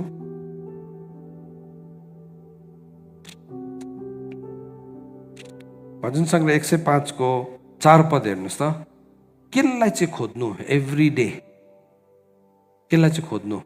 बाइबलले खोज भनेको छ नि है। कसैले त पैसा खोजेको छ है। तपाईँलाई अलिकति हात लामो बाउला छोटो पार्ने आदत छ भने अर्काको वालेटमा पैसा खोज्दै गरेको हुन्छ। किनभने बाइबलले के भनेको छ, खोज त तिमीले पाउनेछ। ओहो पाएँ त मैले त, त्यस्तो खालके खोज होइन है। सुन्नुहोस्, कसैले गलत आइडिया खोजेको छ, कसैले न्यू खोजेको छ, कसैले पुरानै खोजेको छ, तर के खोज्नु यहाँ बताउँदैछ, परमप्रभु र उहाँको शक्तिको खोजी गर र उहाँको दर्शन निरन्तर खोज। सो तीनवटा कुरालाई खोज्नु अरे, परमप्रभु, उहाँको शक्ति, उहाँको दर्शन। किनभने जसले खोज्छ त्यसले भेटाउँछ। सो परमेश्वरको शक्तिलाई खोजी गर्नुपर्छ, माग्नु होइन कि खोज्नुपर्छ। सो शक्तिलाई चाहिँ खोज्नु भनेको छ, शक्तिलाई चाहिँ माग्नु भन्नुभएको छैन। सुन्नुहोस्, अब यहाँ चाहिँ अब पर्टिकुलर छ नि, बाइबल चाहिँ भेरी पर्टिकुलर एक एकवटा कुरालाई। सो शक्ति चाहिँ मागेको मलाई शक्ति देऊ है। सिमोनले भन्यो नि पैसा लिएर, मलाई पनि यो शक्ति देऊ। सिमोन त्यो के भन्छ, जादुगर सिमोनले प्रेरितको किताब 8 अध्यायमा, मैले पनि जसमाथि हात राखेँ भने पनि त्यस्तै होस्, शक्तिलाई किन्ने कोसिस गर्यो। तर शक्तिलाई चाहिँ खोज्नुपर्ने रहेछ। सो के केलाई खोज्नु, उहाँको शक्तिलाई खोजी गर र उहाँको दर्शनको निरन्तर खोजी गर। सो मैले तपाईँलाई नि एक दुईवटा बिन्दु बताउँदैछु है, एक दुईवटा बिन्दुलाई, लाइफको प्र्याक्टिकल पोइन्ट्सहरूलाई बताउँदैछु। सो तपाईँले किन बेविचार नगर्नु भने तपाईँले एकछिन उपस्थितिमा बस्यो है, वातावरणमा बस्यो भने बेविचार गर्दैन नि। तर तपाईँ त्यो वातावरणदेखि बाहिर निस्किने बित्तिकै तपाईँले यदि सत्यताले स्वतन्त्र गराएको छैन भने चाहिँ तपाईँलाई फेरि बेविचार गरौँ लाग्छ। तर यदि आज तपाईँले थाहा पाउनु भयो, तपाईँले नि त्यो बेविचार गर्दै गर्दा, हेर्दै गर्दा, सुन्दै गर्दाखेरि चाहिँ तपाईँले पापलाई गर्भधारण गर्छ। अनि त्यो गर्भधारण गर्दै गर्दा चाहिँ को चाहिँ गर्भधारण हुँदो रहेछ, बेबिलोन। अनि त्यो बेबिलोनले चाहिँ तपाईँको सन्तान जन्माउँछ। र त्यो चाहिँ अनक्लिन स्पिरिट हो। र त्यसमा चाहिँ तपाईँको नाम लागेको हुन्छ नि त, तपाईँको नाम लागेको हुन्छ। र त्यसो हो भने चाहिँ त्योसँग जोडेको सबै लाइफलाई हामीले काट्नु पर्यो। अन्त त तिनीहरूको बिचबाट निस्किएर आऊ, अशुद्ध कुरालाई नछुअ है। केही संसर्गै छैन, केही सम्बन्ध छैन। दोस्रो कोरिन्थी 6 अध्यायको 14 पद म नेसनल एन्थम जत्तिकै नेसनल भर्स भाँच्दै भइसक्यो। तर until and unless we understand that, जबसम्म हामी यो कुरालाई बुझ्दैनौँ, यो कुरालाई बुझेनौँ भने चाहिँ हामीलाई केही जस्तो पनि लाग्दैन। हामी एकछिन सुन्छौँ, एकछिन कायलु हुन्छौँ। या त अब तपाईँ यस्तो वातावरणमा, सङ्गतिको वातावरणमा, फिस्टको वातावरणमा बस्यो भने तपाईँलाई बेविचार गर्नु मन पर्दैन, किनभने 40 दिनको उपवासको वातावरणमा छ नि। तर त्यो वातावरणदेखि तपाईँ सट्टै बाहिर निस्किनु भने चाहिँ के हुन्छ, तपाईँलाई फेरि बेविचार गरिदिनु के हो जस्तो लाग्छ। किनभने अर्को मान्छेलाई चाहिँ केही भएको छैन नि त है। तपाईँलाई चाहिँ भक्कु सिकाइरहेको छ त्यो खायो भने मर्छ भनेर, तर अर्कोले त घट्टाघट खाएको छ, केही पनि भएको छैन त। अन्त कन्फ्युज हुन्छ। तर ट्रान्जेक्सन, गर्भधारण गरेपछि मृत्यु आउनुसम्म चाहिँ एउटा टाइम छ नि त, टाइम एउटा साइकल छ, एउटा चक्र छ। सो परमेश्वरले काम गर्नुहुने तरिकालाई अब हामी हेर्दैछौँ। बिन्दुलाई मैले बुझाएँ तपाईँलाई, फर्स्ट थिङ। सो कसैलाई केही पनि बहाना छैन। फर्स्ट थिङ चाहिँ कसैलाई बहाना छैन। त्यो मान्छे लाटा हो भने पनि लाटासँग पनि प्रभु बोल्नु नै हुन्छ परमेश्वर। सो अब यो गिभन दिस, तपाईँले त्यो ठाउँमा शङ्का गरेर तपाईँको टाइम वेस्ट गर्नु पर्दैन। आज प्रभु तपाईँसँग के बोल्दै हुनुहुन्छ त्यो तपाईँले सुन्न थाल्नुपर्छ। You have to listen. अन्त जब हामी सत्यतालाई जान्दछौँ, आज अब तपाईँले बेविचारको एउटा सत्यतालाई बुझ्नु भने नि तपाईँलाई बेविचार गर्नु मन पर्दैन। अब चाहिँ त्यो गर्दै गर्दाखेरि चाहिँ के ट्रान्जेक्सन हुँदो रहेछ तपाईँले थाहा पाउनु भएपछि चाहिँ है तपाईँलाई गर्नु मन पर्दैन। तपाईँले युल सेभ योर होलिनेस, तपाईँको पवित्रतालाई तपाईँले बचाएर राख्नुहुन्छ। पवित्रतालाई अब यसको सन्दर्भमा अस्ति मैले काउन्सेलिङ दिँदै थिएँ, यही कुरा बताइरहेको थिएँ। एउटा मान्छेले नि जबसम्म विवाह गरेको हुँदैन नि उसको त्यो प्राणको पोर्सन चाहिँ नि प्रभुसँग जोडेको हुन्छ। जब उसले विवाह गर्छ नि त्यो पोर्सन चाहिँ प्रभुले लगेर त्यो मान्छेसँग जोडिदिनुहुन्छ। अघि विवाह नगरिन्जेलसम्म चाहिँ ऊ प्रभुसँग त्यो भाग प्रभुसँग जोडेर बसिरहेको थियो। अन्त त पौलले पहिलो कोरिन्थी 7 अध्यायमा के भनेको छ, जो अविवाहित छ उसले चाहिँ परमेश्वरलाई कसरी खुसी पारून्, तर जसले विवाह गर्छ उसले चाहिँ आफ्नो पतिलाई या पत्नीलाई कसरी खुसी पारून्। किनभने विवाहभित्र चाहिँ त्यो एउटा अब्लिगेसन छ नि त है। सो उसको त प्रभुलाई खुसी पार्नुसँग मात्रै मतलब थियो, तर अब त्यो यता जोडिने बित्तिकै त्यो पोर्सन नै चेन्ज हुन्छ, त्यो पोर्सन चेन्ज हुन्छ। सो कतिजनाले चाहिँ नि अब त्यो कुरालाई नबुझ्दाखेरि है सानोदेखि नै अहिलेको जेनेरेसनले हेऱ्यो नि यति 5 वर्ष 6 वर्ष 3 वर्ष 4 वर्ष 3 वर्ष त होइन 4-5 वर्षको नानीहरूदेखि नै बोयफ्रेन्ड गर्लफ्रेन्ड भन्ने कुराहरू भन्दै गरेको हुन्छ है। नानीहरूलाई इनोसेन्ट देखिरहेको हुन्छ, तर शैतानले नि उनीहरूलाई डिसिभ गरिरहेको छ।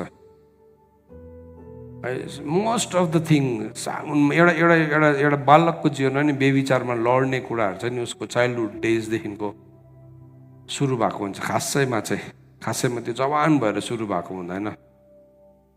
तर स्कुलमा साथीले कुरा गरेको, के भएको घटना देखेको, दाजु दिदीहरूलाई देखेको है, त्योदेखि ऊ क्युरियस हुँदै फस्दै गएको हुन्छ, थाहै हुँदैन। सो त्यसले गर्दाखेरि चाहिँ यसलाई डिल गर्नुपर्छ डेली बेसिसमा है, आफैले हामीले बताउनुपर्छ। अन्त म सधैँ नानीहरूलाई राखेर यो कुरा किन भनेको भन्दाखेरि चाहिँ दिस इज सिरियस, यो गम्भीर कुरा हो।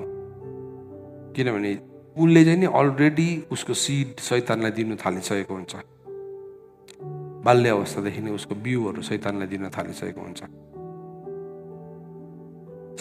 अब यो सत्यता कत्रो ठुलो छ, अब यसको बारेमा कुनै दिनमा तपाईँलाई बताउँछु। सो अब मैले अघि अब रेभलेसनको 4वटा सिलको कुरा गर्दै थिएँ। अब म मुद्दामा आउँछु है। अब यो चाहिँ नि लास्टको जेनेरेसनलाई मात्रै आएर चाहिँ यस्तो घोडाहरू देखाएर तर्साउनु भएको होइन परमेश्वरले। सो बिस्टलाई बुझ्ने काम त अगाडिदेखि नै रहेछ। संसारको सृष्टिदेखि नै है किताबमा नाम लेख्नुपर्छ नि, थुमाको किताबमा नाम लेखेको हुनुपर्छ नि, तर त्यो बिस्टलाई बुझ्नेको नाम चाहिँ लेखेको हुँदैन त्यहाँ चाहिँ सुरुदेखि नै। भन्नु मतलब चाहिँ फर्स्ट एडमदेखि नै उनीहरूको नाम छ कि छैन त्यहाँ अब हामीलाई थाहा छैन। तर अब हामी देख्छौँ नि कइन बाङ्गेको देख्छौँ है, बाङ्गिँदै गरेको मान्छेहरू देख्छौँ, कइनलाई देख्छौँ बाङ्गेर कता कता गएको, त्यहाँदेखि थुप्रो अरू मान्छे पनि बाङ्गिँदै गयो। सो उनीहरूलाई चाहिँ के भयो होला है, त्यो तपाईँको काम होइन। तर भए पनि तपाईँको मनमा प्रश्न छ भने चाहिँ जसले बिस्टलाई सुरुदेखि नै बुझ्यो तिनीहरूको नाम चाहिँ जीवनको पुस्तकमा लेखिएको छैन। Very clear. प्रकाश 13:8, प्रकाश 17:8। अन्त त भजनकारले के भनेको छ, तपाईँको नाम तपाईँको किताबबाट मेरो नाम नमेटाइदिनुहोस् है भनेको छ। सो त्यो किताबबाट हाम्रो नाम मेटेको हुँदैन। अन्त हामी यो पनि नभनौँ म त यस्तो पिता पुर्खादेखि आएको हो त्यसले गर्दाखेरि म यस्तै हो, त्यो तपाईँको बहाना हुँदैन। त्यो तपाईँको नि परमेश्वरलाई नबुझ्ने बहाना हुनु हुँदैन। तर आज वचन हाम्रो अगाडि छ। सो एकैछिन तपाईँलाई म लेवीको किताब 26 अध्यायमा लानु पर्यो, जहाँ चाहिँ नि यो घोडाहरूको कुरा गरेको छ। घोडा भनेर त भनेको छैन, तर त्यो घोडाको काम चाहिँ बताएको छ। अब तपाईँलाई इक्जाम्पलको लागि देखाउँदैछु म। लेवी 26 अध्याय। सो मान्छेले यो सबै व्यवस्था छैन भन्छ नि। व्यवस्था छैन भने चाहिँ पापको ज्याला मृत्यु भनेर किन लेखेको रोमी 6:23मा? नयाँ नियममा त मृत्युको त कुरै नगर्नुपर्ने हो नि त। तर लेवीको किताब 26 अध्यायमा आउँदै गर्दाखेरि अब यो यहाँ 26:14 पढ्छु। 26:14 म पढ्दै रहन्छु अनि तपाईँलाई यो कुरा एक्सप्लेन गर्नु पर्यो।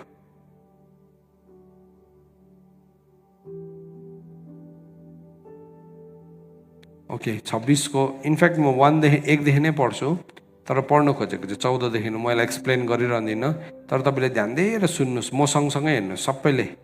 बाइबल खोलेर हेर्नुहोस् है।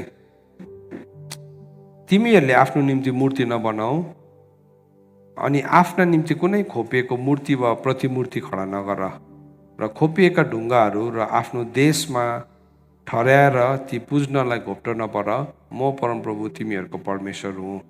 तिमीहरूले मेरो सब्बात पालन गर र मेरो पवित्र स्थानको आदर गर। म परमप्रभु हुँ। सो एभ्री टाइम परमेश्वरले ललाई भन्दै गर्नु हुँदाखेरि के भन्दैछ? म परमेश्वरले भनेको यो। एभ्री कुरालाई उहाँले सिग्नेचर दिनुहुँदैछ।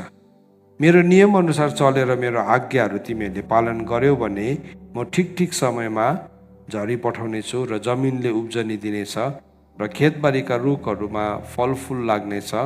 दाग बटुल्ने समयसम्म नै तिमीहरूले दाइँ गर्नेछौ र रोपाइको समयसम्म दाग बटुल्नेछौ। तिमीहरूलाई खानु पिउनुमा दुःख हुने छैन र देशमा तिमीहरू निर्धक्क हुनेछौ। परमेश्वरले सबै कुराको व्यवस्था यसरी मिलाइदिनु भएको छ। उहाँको आज्ञालाई चाहिँ होसियारीसँग पालन गऱ्यो भने चाहिँ दुःख हुँदैन अरे, हामीलाई दुःख हुँदैन। सो आज हामीलाई दुःख भइरहेको छ भने चाहिँ हामी जान्नुपर्छ उहाँको आज्ञालाई चाहिँ मैले होसियारीसँग पालन गरेको छु कि छुइनँ। I have to go back. म त्यहाँ जान्नुपर्छ। अनि त्यसको बादमा के भन्दैछ? म देशमा शान्ति दिन्छु र तिमीहरू ढल्केर निदाउनेछौ र तिमीहरूलाई कसैले तर्साउने छैन। है, देश भनेको जीवन, देश भनेको परिवार, देश भनेको घराना। परमेश्वरले के दिनुहुन्छ अरे? हामीलाई शान्ति दिनुहुन्छ अरे। कसैले पनि तर्साउने छैन, कसैले पनि तर्साउने छैन। म देशबाट हिंसक पशुहरूलाई हटाइदिनेछु अनि तिमीहरूको देशमा लडाइँ हुने छैन। तिम्रो जीवनमा अब लडाइँ कहाँबाट आउँछ भनेको छ पत्रुसले? तिमीहरूको बिचमा लडाइँ कहाँबाट आउँछ? झगडा कहाँबाट आउँछ?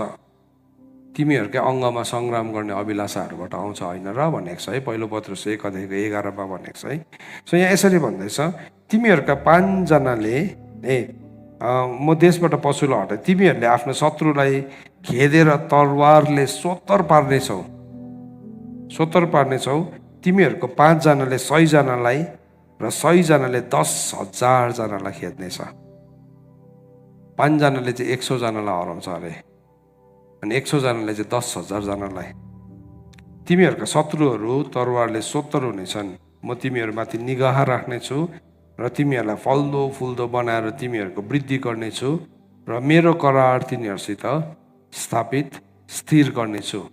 तिनीहरूले सञ्चय गरेर राखेको पुरानै फसलको अन्न खाँदा खाँदै पनि नयाँ फसलको लागि ठिक ठाउँ मिलाउन पुरानो अन्न चाहिँ हटाउनु पर्नेछ। तिमीहरूलाई घृणा नगरी म तिमीहरूको बिचमा बास गर्नेछु। म तिमीहरूको बिचमा हिँडडुल गर्नेछु। म तिमीहरूको परमेश्वर हुनेछु अनि तिनीहरू चाहिँ मेरो प्रजा हुनेछ। अब यो वचन कहाँ कोट गरेको छ? दोस्रो कोरिन्थी 6:17 अनि 18 पदमा कोट गरेको छ यही वचन। अब सबैले व्यवस्था उड्यो भन्छ नि है, त्यसपछि किन यो वचन कोट गरेको दोस्रो कोरिन्थीमा? कति बेला चाहिँ म हिँडुल गर्छु भन्नुहुँदैछ। म परमप्रभु तिमीहरूका परमेश्वर हुँ।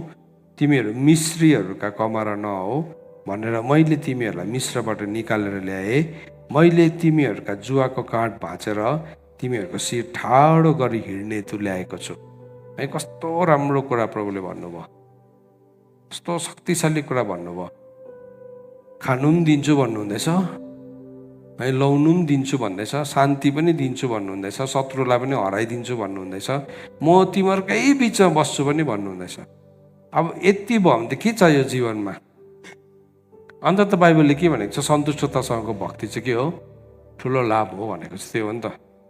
यसलाई चाहिँ सन्तुष्टतासँगको भक्तिको एउटा डेफिनेसन गर्नु चाहिँ के गर्नुपर्ने रहेछ भन्दाखेरि चाहिँ परमेश्वरले दिनुभएको आज्ञालाई होसियारी साथ पालन गर्नुपर्ने रहेछ है। अब यहाँ अघि हामीले पढ्यौँ नि, सब्बातलाई पालन गर। सब्बात भनेको फिस्ट पनि सब्बात हो। अब एभ्री फिस्ट इज अ सब्बात। विश्राम हो नि त, फिस्टले चाहिँ विश्रामलाई देखाउँछ। अन्त त्यो त 10 आज्ञा त सबैले विश्वास गर्छु भन्छ। त्यसो भए 4औं आज्ञा त तिमीहरूले मेरो सब्बात दिन पालन गर्नु भने फिस्टलाई प्रतिपालन गर्दाखेरि चाहिँ झुटा शिक्षा भन्छ। अब त्यो चाहिँ को चाहिँ झुटा हो, के चाहिँ झुटा? अस्ति हामीले हेऱ्यौँ नि, पहिलो यूहन्ना 2:2 झुटा चाहिँ को हो भनेर, जसले म परमेश्वरलाई चिन्छु भन्छ तर उहाँको आज्ञा पालन गर्दैन, त्यो चाहिँ झुटा हो भनेको छ नि त। झुटा चाहिँ त्यसलाई भनेको छ। अब यहाँ हेर्नुहोस् 14 पददेखि हेर्नुहोस्, तर यदि तिमीहरूले मेरो कुरा सुनेनौ र यी सबै आज्ञा पालन गरेनौ र मेरो विधिहरूलाई घृणा, अब परमप्रभुले ठहराउनु भएको फिस्ट चाहिँ के हो? उहाँको विधि हो। मेरो विधिहरूलाई घृणा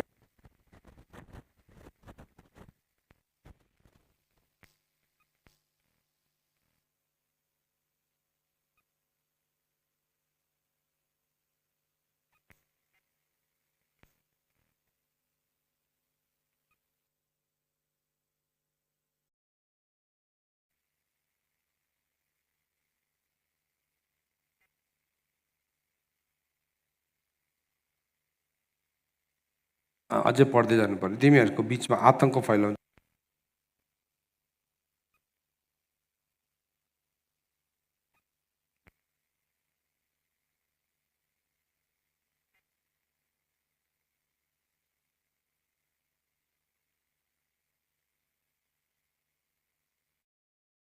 नाम पनि आयो।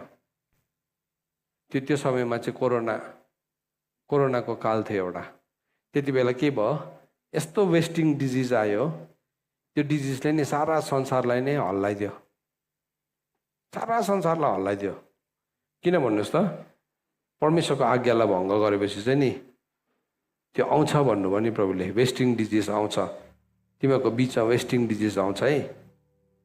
त्यो वेस्टिङ डिजिजको एउटा नमुना हामीले देख्यौँ 2019-20 हामीले देख्यौँ। म तिमीहरूको बिचमा चाहिँ एउटा यस्तो खालके वेस्टिङ डिजिज पठाउँछु, त्यहाँदेखि के हुन्छ भन्दैछ? तिमीहरूले रोपेका बिउहरू खेर जानेछ, किनकि तिमीहरूको शत्रुले फसल खाइदिनेछ। अब के हुन्छ? बिउ फसल खेर गयो भने महँगाइ बढ्छ नि। मान्छेहरूको भनाइ के छ? पहिलाको जस्तो आजकलको त हुँदैन, खेती किसानी हुँदैन पहिलाको जस्तो है। पहिलाको जस्तो आजकल त उब्जनी हुँदैन बारीमा। किन नभएको होला? सोध्नुपर्छ नि हामीले। परमेश्वरको आज्ञालाई पालन नगर्दाखेरि हो नि त। जब हामी परमेश्वरको आज्ञालाई पालन गर्दैनौँ नि, त्यो कुराहरू हुन थाल्छ। अनि हामी चाहिँ के सम्झिँदैछ? समाधान चाहिँ भक्कु पढ्यो भने हुन्छ होला। पढ्नुहोस् न, नपढ्नुहोस् भनेको होइन। इन्टरनेसनल स्कुलमा छोराछोरीलाई हाल्यो भने पो हुन्छ होला। हाल्नुहोस् न, नहाल्नुहोस् होइन। किन नहाल्नुहोस्? राम्रो पढाउनुहोस्। तर त्यो चाहिँ एन्सर होइन रहेछ। एन्सर चाहिँ नि आज्ञा भक्कु इन्भेस्ट गर्यो भने हुन्छ होला। गर्नुहोस् न, राम्रै हो। तर तपाईँले इन्भेस्ट गर्नुभयो, माथिबाट दिएको छैन भने हुँदैन रहेछ नि त। सो मान्छेले चाहिँ नि प्रभुको वचनलाई त्यागेर, आज्ञा पालनलाई त्यागेर है भक्कु लोनहरू लिएर एकदम ठुल्ठुलो प्रोजेक्टहरू सुरु गर्छ है। त्यसले गर्दाखेरि त्यो मान्छे बर्बाद हुन्छ। त्योभन्दा सजिलो चाहिँ कुन चाहिँ थियो? आज्ञा पालन सजिलो रहेछ कि यति भक्कु ऋण लिएर निर्णयहरू लिनु सजिलो रहेछ? हजुर, आज्ञा पालन सजिलो रहेछ नि त खासैमा चाहिँ है। तपाईँले भन्नुहुन्छ नि, अन्त त्यसो भए किन नभनेको यत्रो दिन्छ भन्नेलाई दोष नलाउनुहोस् न। बाइबल त तपाईँको हातमा छ त। अन्त हामी त दोष लगाइहाल्छौँ। भन्दैन हामीलाई कसैले। अरे बाइबल त तपाईँको बाइबलमा यो वचन छ कि छैन रहेछ?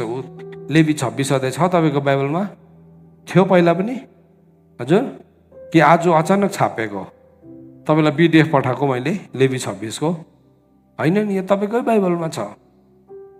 तर we don't come across this obedience. तर हामी चाहिँ के सम्झिन्छ? ओ भक्कु यसो गऱ्यो भने चाहिँ हुन्छ। अब चाहिँ संसार कस्तो हुँदैछ? म तपाईँलाई एउटा आउँदै गरेको ठुलो पेन्डेमिकको बारेमा बताइदिनु पर्यो। अबको 1 वर्ष 2 वर्षभित्र चाहिँ नौकरी रहँदैन बजारमा। कुनै लेभलको जब नै रहँदैन। Everything will be automated. अहिले तपाईँले युट्युबमा भक्कु हेर्नु हुँदैछ, हँसाउने, नाचेको, इभन वचन बोलेको पनि सबै एआईले बोल्दैछ। मक्ख भएर हेरिरहेको छ। हिजो मलाई पनि एकजना कुनै नानीले फटाफट मेमोरी भर्स भनेको पठाएछ। एआई चिन्दैन। मान्छेको काम नै छैन। तपाईँहरू झुकिनु भयो त? अन्त कतिजनाले हेर्नुभयो है? त्यो नानीलाई क्वेसन सोध्दै थियो, उसले हाजिरी जवाब दिँदै थियो। आमा फटाफट एआई हो त्यो है। त्यस्तो त्यो लेभलसम्म फाइन भइसक्यो। अब अहिले त्यसको इन्सेप्सनदेखि 2000 कतिमा थियो अस्ति मैले तपाईँलाई बताएँ 2016मा सोफिया इन्ट्रोड्युस भएको हो। अनि 2025 within A span of 9 years नि यस्तो डरलाग्दो भइसक्यो। लु यो सिनेरियोलाई एकैछिन तपाईँले बुझ्नुहोस्। अहिले तपाईँले पत्याउन सक्नुहुन्न होला, पहिला नि मैले यो कुरालाई प्रचार गर्दै गर्दाखेरि ब्याङ्कहरू बन्द हुन्छ है, यस्तो यस्तो कम्पनीहरू बन्द हुन्छ भन्दा कतिजना मान्छे मसँग रिसायो है। हाम्रो छोराछोरीहरू ब्याङ्कमा काम गर्दैछ है, ठुल्ठुलो इन्स्टिट्युसनमा काम गर्दैछ, देखिसकेन भने। होइन नि, कहाँ त्यो तपाईँको छोराछोरी कहाँ काम गर्दैछ मलाई के थाहा। त्यस्तो थाहा हुने त त्यस्तो थाहा भई वचन बनाउने कहाँ फुर्सद। म आफ्नै घरको मान्छेसँग बात मार्नु पाउँदिनँ, त्यस्तो अर्का कहाँ खोजिनिधि। मान्छेको अड्कलहरू चाहिँ त्यस्तो हुँदो रहेछ, देखिसकेन र त्यो पनि सराप बोलिदियो होइन नि। त्यो त घट्ने घटना थियो नि। आज छैन, उनीहरू त्यो ठाउँहरूमा छैन, they are not in that institution. हिजो जस्तै इन्डियामा मात्रै कुनै कति 46,000 वटा हो कि नयाँ जब लुज गरे मान्छेले। एभ्री डे आए दिन है एउटा नौकरी पाउनुको लागि 1 लाख मान्छेले एप्लिकेसन फाइल गर्छ। तर अहिले चाहिँ सिचुएसन कस्तो हुन थाल्यो, एकै दिनमा 50,000 नौकरी बन्द, 1 लाख नौकरी बन्द। त्यो रेसियो, अब त्यो रेसियो एक दिनको हिसाबले अब 365 दिनलाई क्यालकुलेट गर्नुहोस् न, के हुन्छ होला। What will be the ratio. अब त मान्छेले मान्छेसँग विवाह पनि गर्दैन। उसले त एउटा ह्युमनोइड किनेर लिएर आउँछ है। त्यो मिसिन्छ, फलाम र माटो मिसिन्छ भनेर त अब हामीले कहिलेदेखि प्रचार गरेको भन्नुहोस् त। तपाईँहरूले पनि सुन्नु भएको छ है, सिन्स 2019देखि होला होइन, त्योभन्दा अगाडिदेखि भनेको फलाम र माटो मिसिने प्रचार सुन्नु भएको तपाईँले। पहिला नबुकदनेस्सरको सपनाको कसले तपाईँलाई थाहा छ? तपाईँहरूले सुन्नु भएको कति वर्ष भयो? न्युमरस इयर्स भइसक्यो। हेर्नुहोस् त, आज मिसिन थाल्यो त, मिसिन थाल्यो। तर हाम्रो लागि त्यो त सुरक्षा हो नि, गुप्त स्थान। जो परम प्रधानको गुप्त स्थानमा रहन्छ त्यसले उहाँको छत्र छाया मुनि बास पाउँछ। तर हाम्रो त्यो माइन्डसेट नि यस्तो कडा हुन्छ कि त्यो माइन्डसेटबाट हामी निस्किन सक्दैनौँ। हेर्नुहोस्, तपाईँ नपढ्नुहोस्, नौकरी नगर्नुहोस्, व्यवसाय नगर्नुहोस्, मैले पटक्कै भनेको होइन है। तर यो टाइम पनि आउँदैछ जब त्यो रहँदैन हो। त्यति बेला चाहिँ के गर्नु हुने? तपाईँको मन परमेश्वरको उहाँको दर्शनको उहाँको शक्तिको खोजी गरेको छैन भने चाहिँ के गर्नु हुने? त्यति बेला चाहिँ के चाहिँ गर्नु हुने? हामी तयारी हुनु पर्यो नि त, आउँदै गरेको आँधी बेरी देख्दैछ भने त। सो यो आज्ञा पालन नगर्ने माथि चाहिँ अब हामीले एउटा कोरोना एउटा इक्जाम्पल थियो। त्यो महामारीले नि पृथ्वीको अन्तसम्म छुयो डल्लै। त्योभन्दा अगाडि पनि भएको ब्ल्याक डेथ भन्थ्यो है। त्यहाँदेखि अर्को थुप्रो ब्युबोनिक प्लेग भन्थ्यो। यस्तो डरलाग्दो महामारी आएको हो संसारमा, जसले चाहिँ त्यो लाग्ने बित्तिकै मान्छे चाहिँ नि within a span of few आवर्समा मान्छे मर्थ्यो। केही घन्टामा मान्छे मरिहाल्थ्यो। हामीले एउटा कोरोनालाई देख्यौँ। अब अर्को पेन्डेमिक चाहिँ त्यो आउँदैछ है। सुन्नुहोस्, तपाईँले सुन्नु भइरहेको छ कि छैन, त्यो आउँदैछ। मान्छेहरूको नि नौकरीहरू हराउन थाल्छ। अहिले चाहिँ नि पहिला मान्छे नि नौकरी गर्नुलाई विदेशमा जान्थ्यो, अब चाहिँ अहिले त्यही विदेशले निकालेको छ। उनीहरूको विदेश नीतिमा यो मान्छेहरू हाम्रोमा आएर झगडा गर्यो, यिनीहरूले यस्तो, त्यो होइन, केही पनि होइन। अलरेडी उनीहरूले त्यो एआईलाई काममा लगाइसक्नु थालिसकेको छ। सो केही त भनेर निकाल्नु पऱ्यो नि, एउटा बहाना त हुनु पऱ्यो नि, केही बहाना त हुनै पऱ्यो नि त। तर के तपाईँ त्यो गुप्त स्थानमा आउनु भएको छ? Are you inside that place जहाँ चाहिँ तपाईँले सुरक्षा पाउनुहुन्छ? जो चाहिँ सर्वशक्तिमानको छत्र छाया मुनि बस्छ त्यसले चाहिँ त्यहाँ बास पाउँछ भन्दैछ। सो प्रभुले भन्नुभयो नि, म त तिमीहरूलाई सबै जुटाइदिन्छु भन्नुभयो नि, अनि म तिमीहरूकै बिचमा हुन्छु भन्नुभयो। तिमीहरूकै बिचमा। तर होइन भने चाहिँ प्रभुले भन्नुहुँदैछ यहाँ 16 पदमा, तिमीहरूको बिचमा आतङ्क फैलाउनेछु अनि शरीर नष्ट पार्दै जाने, आँखालाई विनाश गर्ने र प्राणलाई शिथिल गर्दै लाने भयङ्कर रोगहरू पठाउनेछु। तिमीहरूले रोपेको बिउहरू खेर जानेछ। म तिमीहरूका शत्रुले फसल खाइदिनेछ। तिमीहरूको विरोध गर्नेछु र तिमीहरू शत्रुको हातबाट परास्त हुनेछौ। सो अघि मैले तपाईँलाई नक्सामा देखाउँदै थिएँ, एउटा चाहिँ के थियो भन्नुहोस् त, एउटा महामारी है, अर्को चाहिँ तरवार। अब त्यो कुरा त प्रभुले यहाँ भन्नुभएको रहेछ नि, लेवी 26को 16 पदमा, म तिमीहरूको विरोध गर्नेछु र तिमीहरूको शत्रुको हातबाट तिमीहरू परास्त हुनेछौ। है, मान्छेले नि अहिले जुन जुन लडाइँ चल्दैछ संसारमा, कस्तो भव्य भव्य बनाएर बसेको थियो नि है। अस्ति तपाईँले देख्नुभयो नि, युक्रेन, इजरायल, सबैभन्दा ठुल्ठुलो बमहरू कहाँ कसलाई लाग्यो? झुपरपट्टिलाई लाग्यो हजुर, केलाई लाग्यो हजुर? स्काई स्क्रैपर्सहरूलाई लाग्यो नि, आकाशचुम्बीलाई लाग्यो नि, ठोकिहाल्यो। तल भएको त थिचेर मऱ्यो होला, तर ठोक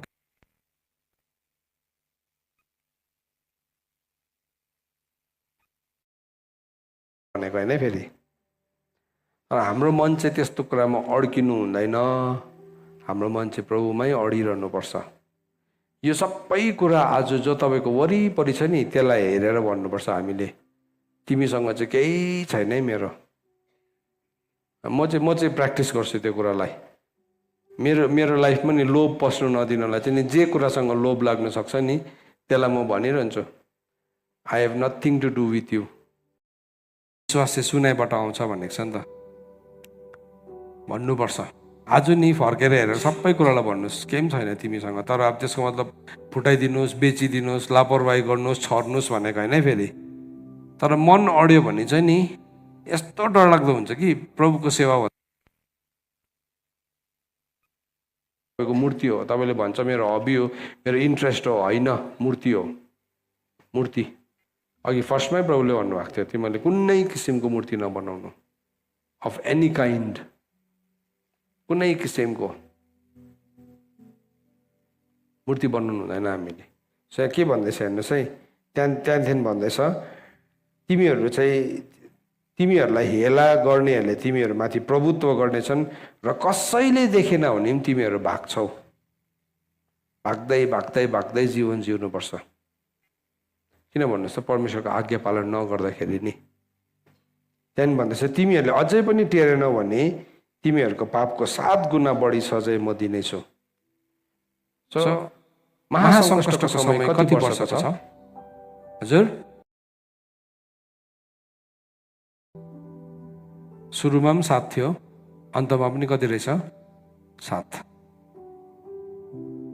परमेश्वरको ललाई मात्रै पढ्दाखेरि पनि नि हामीले बुझ्छौँ, हामी डिड भइरहन्छौँ नि 7 गुणा बढी है। त्यहाँदेखि के भन्दैछ, म तिमीहरूको अभिमान र जिद्दी चुर गर्नेछु र तिमीहरू माथिको आकाश फलाम जस्तै र तिमीहरूको जमिन काँसो जस्तै। अब आकाश फलाम जस्तै भयो, जमिन काँसो जस्तै भन्छ, के आउँछ भन्नुहोस् त? थर्डमा यो नक्सामा के आएको छ?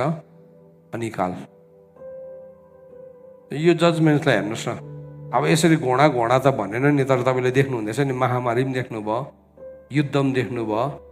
अब यो तेस्रो, अब यहाँ तपाईँले हेर्नु भने कालो घोडा, जब कालो घोडा निस्के, प्रकाश किताब 6 अध्यायको 5 अनि 6 पदले भन्छ, तब उहाँले तेस्रो मोहर तोड्नुभयो र तेस्रो जीवित प्राणीले आऊ भनेको मैले सुने र एउटा कालो घोडा देखेँ र घोडसवारको हातमा एउटा तराजु थियो। ती 4 जीवित प्राणीको बिचमा एउटा आवाजले यसो भने जस्तो मैले सुने, 1 दिनको ज्यालामा 1 किलो गहुँ र 1 दिनको ज्यालामा 3 किलो चाउ, तर तेल र दाखमध्येलाई चाहिँ हानि नगर। यहाँ पनि भन्दैछ, तिमीहरूको माथिको आकाश चाहिँ के हुन्छ अरे? पित्तलको हुन्छ र जमिन चाहिँ काँसोको जस्तै।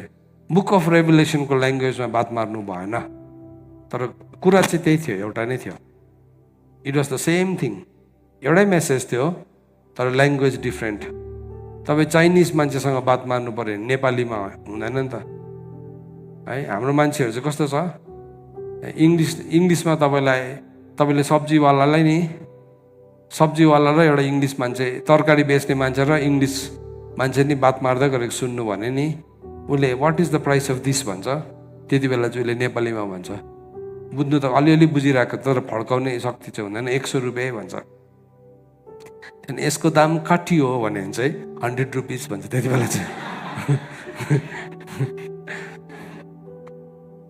हाम्रो मान्छे चाहिँ तपाईँले हेर्नुहोस् ल यो हो कि होइन, आफैलाई पनि राखेर हेर्नुहोस् तपाईँको त्यस्तो बेहोरा छ कि छैन।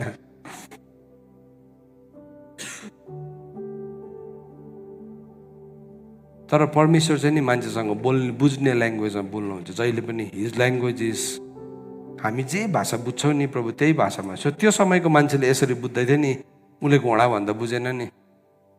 तर आज हामी घोडा भन्दा बुझ्छौँ नि। हाम्रो गाडीको स्ट्रेन्थ केमा नाप्छ? Horse power. यो चाहिँ यति हर्स पावरको घोडा गाडी हो भन्छ है, बुझ्यो? ए यो मतलब तपाईँको गाडी यति हर्स पावरको भनेको चाहिँ यतिवटा घोडाले एउटा सामान तान्नु पर्यो, त्यतिको पावर चाहिँ यो गाडीमा छ भनेर बुझ्छ नि त है। तर अब त्यति बेला घोडै नदेखेको मान्छेलाई हर्स पावर भनेर बुझ्दैन नि त। घोडै चलाउनु जानेको छैन, उनीहरूले बुझेको छैन, उनीहरूले बुझ्दैन। तर उनीहरूले बुझ्नु सक्ने भाषामा चाहिँ त्यही भन्नु हुँदैछ, अनिकाल है। आकाश पित्तलको र जमिन चाहिँ काँसोको। तिमीहरूको शक्ति खेरो जानेछ, किनकि तिमीहरूको जमिनले उब्जनी दिने छैनन् र देशको रुखहरूले फल दिने छैनन्। तिमीहरू मेरो विरुद्धमा हिँडेर मलाई अझै टेरेनौ भने म फेरि पनि तिमीहरूको पाप सुहाउँदा 7 गुणा बढी विपत्तिहरू तिमीहरूमाथि ल्याउनेछु। सो एभ्री सिल जो रेभलेसनमा प्रकट हुँदै थियो, रेभलेसन बुक अफ रेभलेसनमा एभ्री सिल जो प्रकट हुँदै गरेको छ, एउटा सिलदेखि अर्को सिलको स्ट्रेन्थ चाहिँ 7 टाइम्स मोर हुन्छ।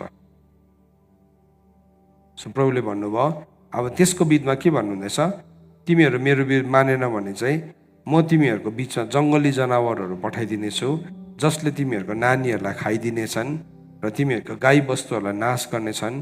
अनि तिमीहरूको सङ्ख्या यति थोरै बनाउनेछन् कि तिमीहरूको बाटो सुनसान हुनेछ है, जङ्गली जनावरहरू। सो यहाँ बाइबलमा हेर्नु भने लास्ट चौथो सिललाई जब खोलेको छ रेभलेसनको है, यो देखाइदिनुहोस् त। रेभलेसनको च्याप्टर 6 को 7 और 8 में भनेको छ, जब उहाँले चौथो मोहर तोड्नु भयो तब चौथो जीवित प्राणीले आऊ भनेको मैले सिने। अनि पहिलो घोडा देखेर घोडसवारको नाउँ चाहिँ मृत्यु थियो र पाताल चाहिँ त्यसको पछि पछि लागेको थियो। अनि पृथ्वीको चौथाइ भागलाई तरवार, अनिकाल, महामारी र पृथ्वीको जङ्गली जानवरद्वारा। अब यहाँ के भन्दैछ अघि, कुन चाहिँ जानवर पठाउनुहुन्छ अरे? जङ्गली जानवर। त्यही भन्यो लेवीको किताब 26 अध्यायमा है, 26 को 21 अनि 22 पद। मैले भनेको बुझ्दै हुनुहुन्छ? कम्पेरिजन बुझ्दै हुनुहुन्छ? अब यो तपाईँले थ्रु आउट द बाइबल देख्नुहुन्छ। एभ्री प्रफिट्सहरूले पनि यसरी नै भनेको छ, यही ल्याङ्ग्वेजमा भनेको छ। तर बुक अफ रेभलेसन मात्रै हामी पढ्दाखेरि चाहिँ बुझ्नु गाह्रो परेको नि। सो हामीले जब परमेश्वरको वचनलाई सम्पूर्ण रूपमा पढ्छौँ नि, उहाँको राइचियस जजमेन्ट्सहरूलाई बुझ्नु थाल्छौँ। यहाँ हेर्नुहोस् त 21 र 22 लेवी 26 को, तिमीहरू मेरो विरुद्धमा हिँडेर मलाई अझै टेरेनौ भने म तिमीहरूको पाप सुहाउँदा 7 गुणा बढी विपत्तिहरू तिमीहरूमाथि ल्याउनेछु र तिमीहरूको बिचमा जनावरहरू, जङ्गली जनावरहरू पठाइदिनेछु जसले तिमीहरूको नानीहरूलाई खाइदिनेछ र तिमीहरूको गाई बस्तुहरूलाई नाश गर्नेछन्। अनि तिमीहरूको सङ्ख्या यति थोरै हुनेछ कि तिमीहरूको बाटो सुनसान हुनेछ। जजमेन्ट छ नि परमेश्वरको। सो के गर्दैछ प्रभुले? त्यहाँदेखि अझै 23 पददेखि पढ्दै, यी सबै भएर पनि तिमीहरू म तर्फ फर्केनौ र मेरो विरुद्धमा हिँडिरह्यो भने म तिमीहरूको विरुद्धमा हुनेछु। तिमीहरूको पापको लागि म 7 गुणा तिमीहरूलाई प्रहार गर्नेछु। So 7 trumpets, 7 wrath of bowl of 7 wraths, 7वटा तुरैहरू है, 7वटा कचौराहरू। सो एभ्री टाइम नि तपाईँले एउटा 7वटा सिल यहाँ सबै देख्नुहुन्छ। लेवी किताब 26 अध्यायमा 7वटा छाप, 7वटा तुरै, 7वटा कचौरा देखिराख्नु भएको छ। सो यो चाहिँ सुरुदेखि नै रहेछ परमेश्वरको राइचियस जजमेन्ट चाहिँ, सुरुदेखि नै रहेछ। यहाँ प्रभुले भन्नुहुँदैछ म तिमीहरूलाई प्रहार गर्नेछु, युद्धहरू ल्याउनेछु, मेरो करार भङ्ग गरेर सहरमा गरेको बदला म चुकाउनेछु। तिमीहरू आफ्नो सहरमा जम्मा हुनेछौ, त्यहाँ पनि म तिमीहरूको बिचमा रूढी पठाउँछु। अनि तिमीहरू आफ्ना शत्रुको हातमा पर्नेछौ, म तिमीहरूलाई अन्न यति साह्रो घटाइदिनेछु कि एउटा घरको चुल्हामा 10 घरका आइमाईहरूले पकाउने छन् अनि पकाएर भाग लाउँदा यति थोरै हुनेछ कि कसैलाई पनि पुग्ने छैन है। त्यही जजमेन्ट्स भनेको छ। यी सबै भएर पनि मेरो कुरा सुनेनौ र मेरो विरुद्धमा हिँडिरह्यो भने मेरो क्रोधमा म तिमीहरूको विरुद्धमा जानेछु र तिमीहरूको पापको लागि म तिमीहरूलाई कति गुना दण्ड दिनेछु? 7 गुना दण्ड दिनेछु। यो परमेश्वरले सुरुदेखि नै भन्दै ल्याउनु भएको, सुरुदेखि नै बताउँदै ल्याउनु भएको। अनि प्रभु चाहिँ हिजो आज अनि सधैँभरि एक समान हुनुहुन्छ। कसैकोमा बहाना रहेछ? छैन रहेछ। त्यसले गर्दा हामी घमण्डी हुनु छोड्नुपर्छ नि, घमण्डी हुनु छोड्नुपर्छ। सो हामीले बुझौँ के भन्नुहुँदैछ, वाट इज द ल्याङ्ग्वेज। अब यो नि म खासमा तपाईँलाई यर्मियाबाट पनि देखाउनेवाला थिएँ, अब निकै टाइम गइसकेछ है। फेरि अहिले होल नाइट प्रेयर पनि छ। तर यर्मियाको किताबमा गएर पढ्यो भने पनि त्यही लेखेको छ, यशायाको किताबमा गएर पढ्यो भने पनि त्यही कुरा लेखेको छ, इजिकेलको किताबमा गएर पढ्यो भने पनि त्यही लेखेको छ, मेजर प्रफेटले पनि त्यही भनेको छ, माइनर प्रफेटले पनि त्यही भनेको छ, बुक अफ रेभुलेसनले पनि त्यही भनेको छ। सो मान्छेले चाहिँ नि आफ्नो आफ्नो थ्योरी बनाएको छ नि त, एस्केटोलोजी आफ्नो बनाएको छ। तर तपाईँले राम्रोसँगले यसरी पढ्न थाल्नु भने नि तपाईँले जजमेन्ट्सहरूलाई बुझ्नुहुन्छ। त मैले भन्न खोजेको कुरा चाहिँ के हो भने प्रभु त आउनु नै हुन्छ, प्रभु आउनु नै हुन्छ। उहाँ ढोकामै हुनुहुन्छ, उहाँको टाइमलाइन पनि हामीले हेरिसक्यौँ। तर टाइमलाइन हेरेर अत्तालेर चाहिँ केही हुनेवाला चाहिँ छैन। तर हाम्रो सुधारलाई चाहिँ ल्याउनु पर्नेछ, सुधारलाई ल्याउनु पर्नेछ। के सोच्दैछौँ चर्च, हामीले के कुरालाई विचार गर्दैछौँ? आज हामी सम्झौँ, हाम्रो सोचाइलाई, हाम्रो विचारधारालाई हामी सम्झौँ अनि हाम्रो जीवनलाई प्रभुसँग हामी सही बनाऊ। यदि हामी सही छैनौँ भने फर्किने समय हो, तयारी हुने समय हो। हामी प्रभुसँग धन्यवादी हुनुपर्छ कि उहाँले मेरो लागि अझै एउटा समय, अझै एउटा टाइमलाइनलाई उहाँले राखिदिनु भएको छ अनि हामी त्यसरी नै तयारी हुनुपर्छ। सो यहाँ आज हामीले एउटा कुरालाई बुझ्यौँ। म फेरि अर्को पालि प्रफेटको एङ्गलबाट देखाउँछु यही कुरालाई। हामी हेर्दैछौँ, सिकौँ, जबसम्म हामी यो कुरालाई बुझ्दैनौँ। अनि यसले चाहिँ एकजना नानीहरू, एकजना परिवार, सानोभन्दा सानो सबैजना पनि हामीहरू तयारी हुन आवश्यक छ। सो परमेश्वरको वचन पढाइ अनि सुनाइमा परमेश्वरले हामी सबैलाई आशिष गर्नुभएको होस्। आमेन। आउनुहोस्, यति बेला हामीहरू प्रार्थना गर्नेछौँ।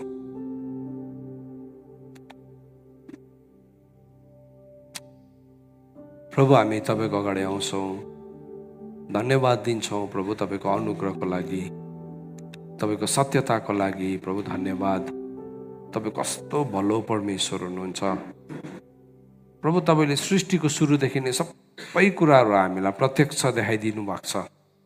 आज हाम्रो आँखाको अगाडि पनि यस्तो छर्लङ्गै घटनाहरू घटिरहेको छ र पनि आज हामी हट्टी व्यवहारमा जिउँछौँ भने तपाईँ प्रसन्न हुनुहुन्न भन्नुभएको छ। तपाईँले भन्नुभयो मेरो धर्मीजन चाहिँ विश्वासद्वारा जिउँछ। प्रभु, हामी विश्वासद्वारा जिउँदै गर्दाखेरि स्वार्थी नभइकन, हाम्रो मन प्रभु संसारको कुराहरूदेखि अलग भइकन, हामी सन्तुष्ट भइकन हामी काम गर्न सकौँ। अनि प्रभु तपाईँले हामीलाई कसरी चाहिँ तपाईँ हाम्रो बिचमा हुनुहुन्छ अनि कति बेला चाहिँ हुनुहुन्न, कति बेला हाम्रो जीवनमा पनि यो जजमेन्ट्सहरू खोलिँदै गरेको हुँदो रहेछ, हामीलाई थाहै भइरहेको हुँदैन। हामीले एन्काउन्टर गरिरहेको हुन्छ। ओ, हामी त त्यो रेभुलेसनको 4वटा घोडालाई हेरिरहेको छौँ, तर पवित्र आत्मा तपाईँले सुरुदेखि नै तपाईँको ल्याङ्ग्वेज अफ यो स्पिच, तपाईँले भन्नुहुने भाषामा, तपाईँको बोलीको भाषामा थुप्रो कुराहरू हामीलाई बताउनु भएको छ, हामी जीवनलाई सुधार्न सकौँ। हे पवित्र आत्मा, हामी संसारसँग कसरी लसपसी पठाउँछौँ, कसरी हामी संसारसँग एक भई पठाउँछौँ, यो कुराहरूलाई हामी देख्न सकौँ अनि हामीहरू होसियार हुन सकौँ। धन्यवाद आजको समयलाई, यो वचनलाई हामीलाई बुझ्न दिनुभएको लागि। प्रभु, यो वचनअनुसार हामी सबैजना सही जीवन जिउन सकौँ र तपाईँलाई महिमा हुन सकोस्। धन्यवाद। यो समयलाई हामी तपाईँको हातमा राख्दै माग्छौँ आशिष पुत्र प्रभु यीशु ख्रीष्टको जिउँदो अनि पवित्र नामले। आमेन। सबैजनालाई जय मसीह। र अहिले अब यहाँ इन्डियन टाइम अनुसार 8 बजेर 10 मिनट गइसकेछ र अहिले फेरि 9 बजीदेखि हामी भेला हुन्छौँ 50 मिनट बादमा। अनि तपाईँहरू जुनै पनि टाइम जोनमा हुनुहुन्छ, आजको अनलाइन प्रेयरमा हामीले अल्टरको विषयमा सिक्दैछौँ, हामीले प्रार्थना गर्दैछौँ। सिरियसली हाम्रो जीवनलाई एउटा परमेश्वरको वचनभित्र ढाल्दैछ। म तपाईँलाई एन्करेज गर्छु, सबैजना जोडिनुहोस् अनि प्रार्थनालाई हामी सफल बनाऊ, हामी विजय बन्न सकौँ। हुन्छ त? परमेश्वरको अनुग्रह तपाईँसँग रहोस्। जय मसीह।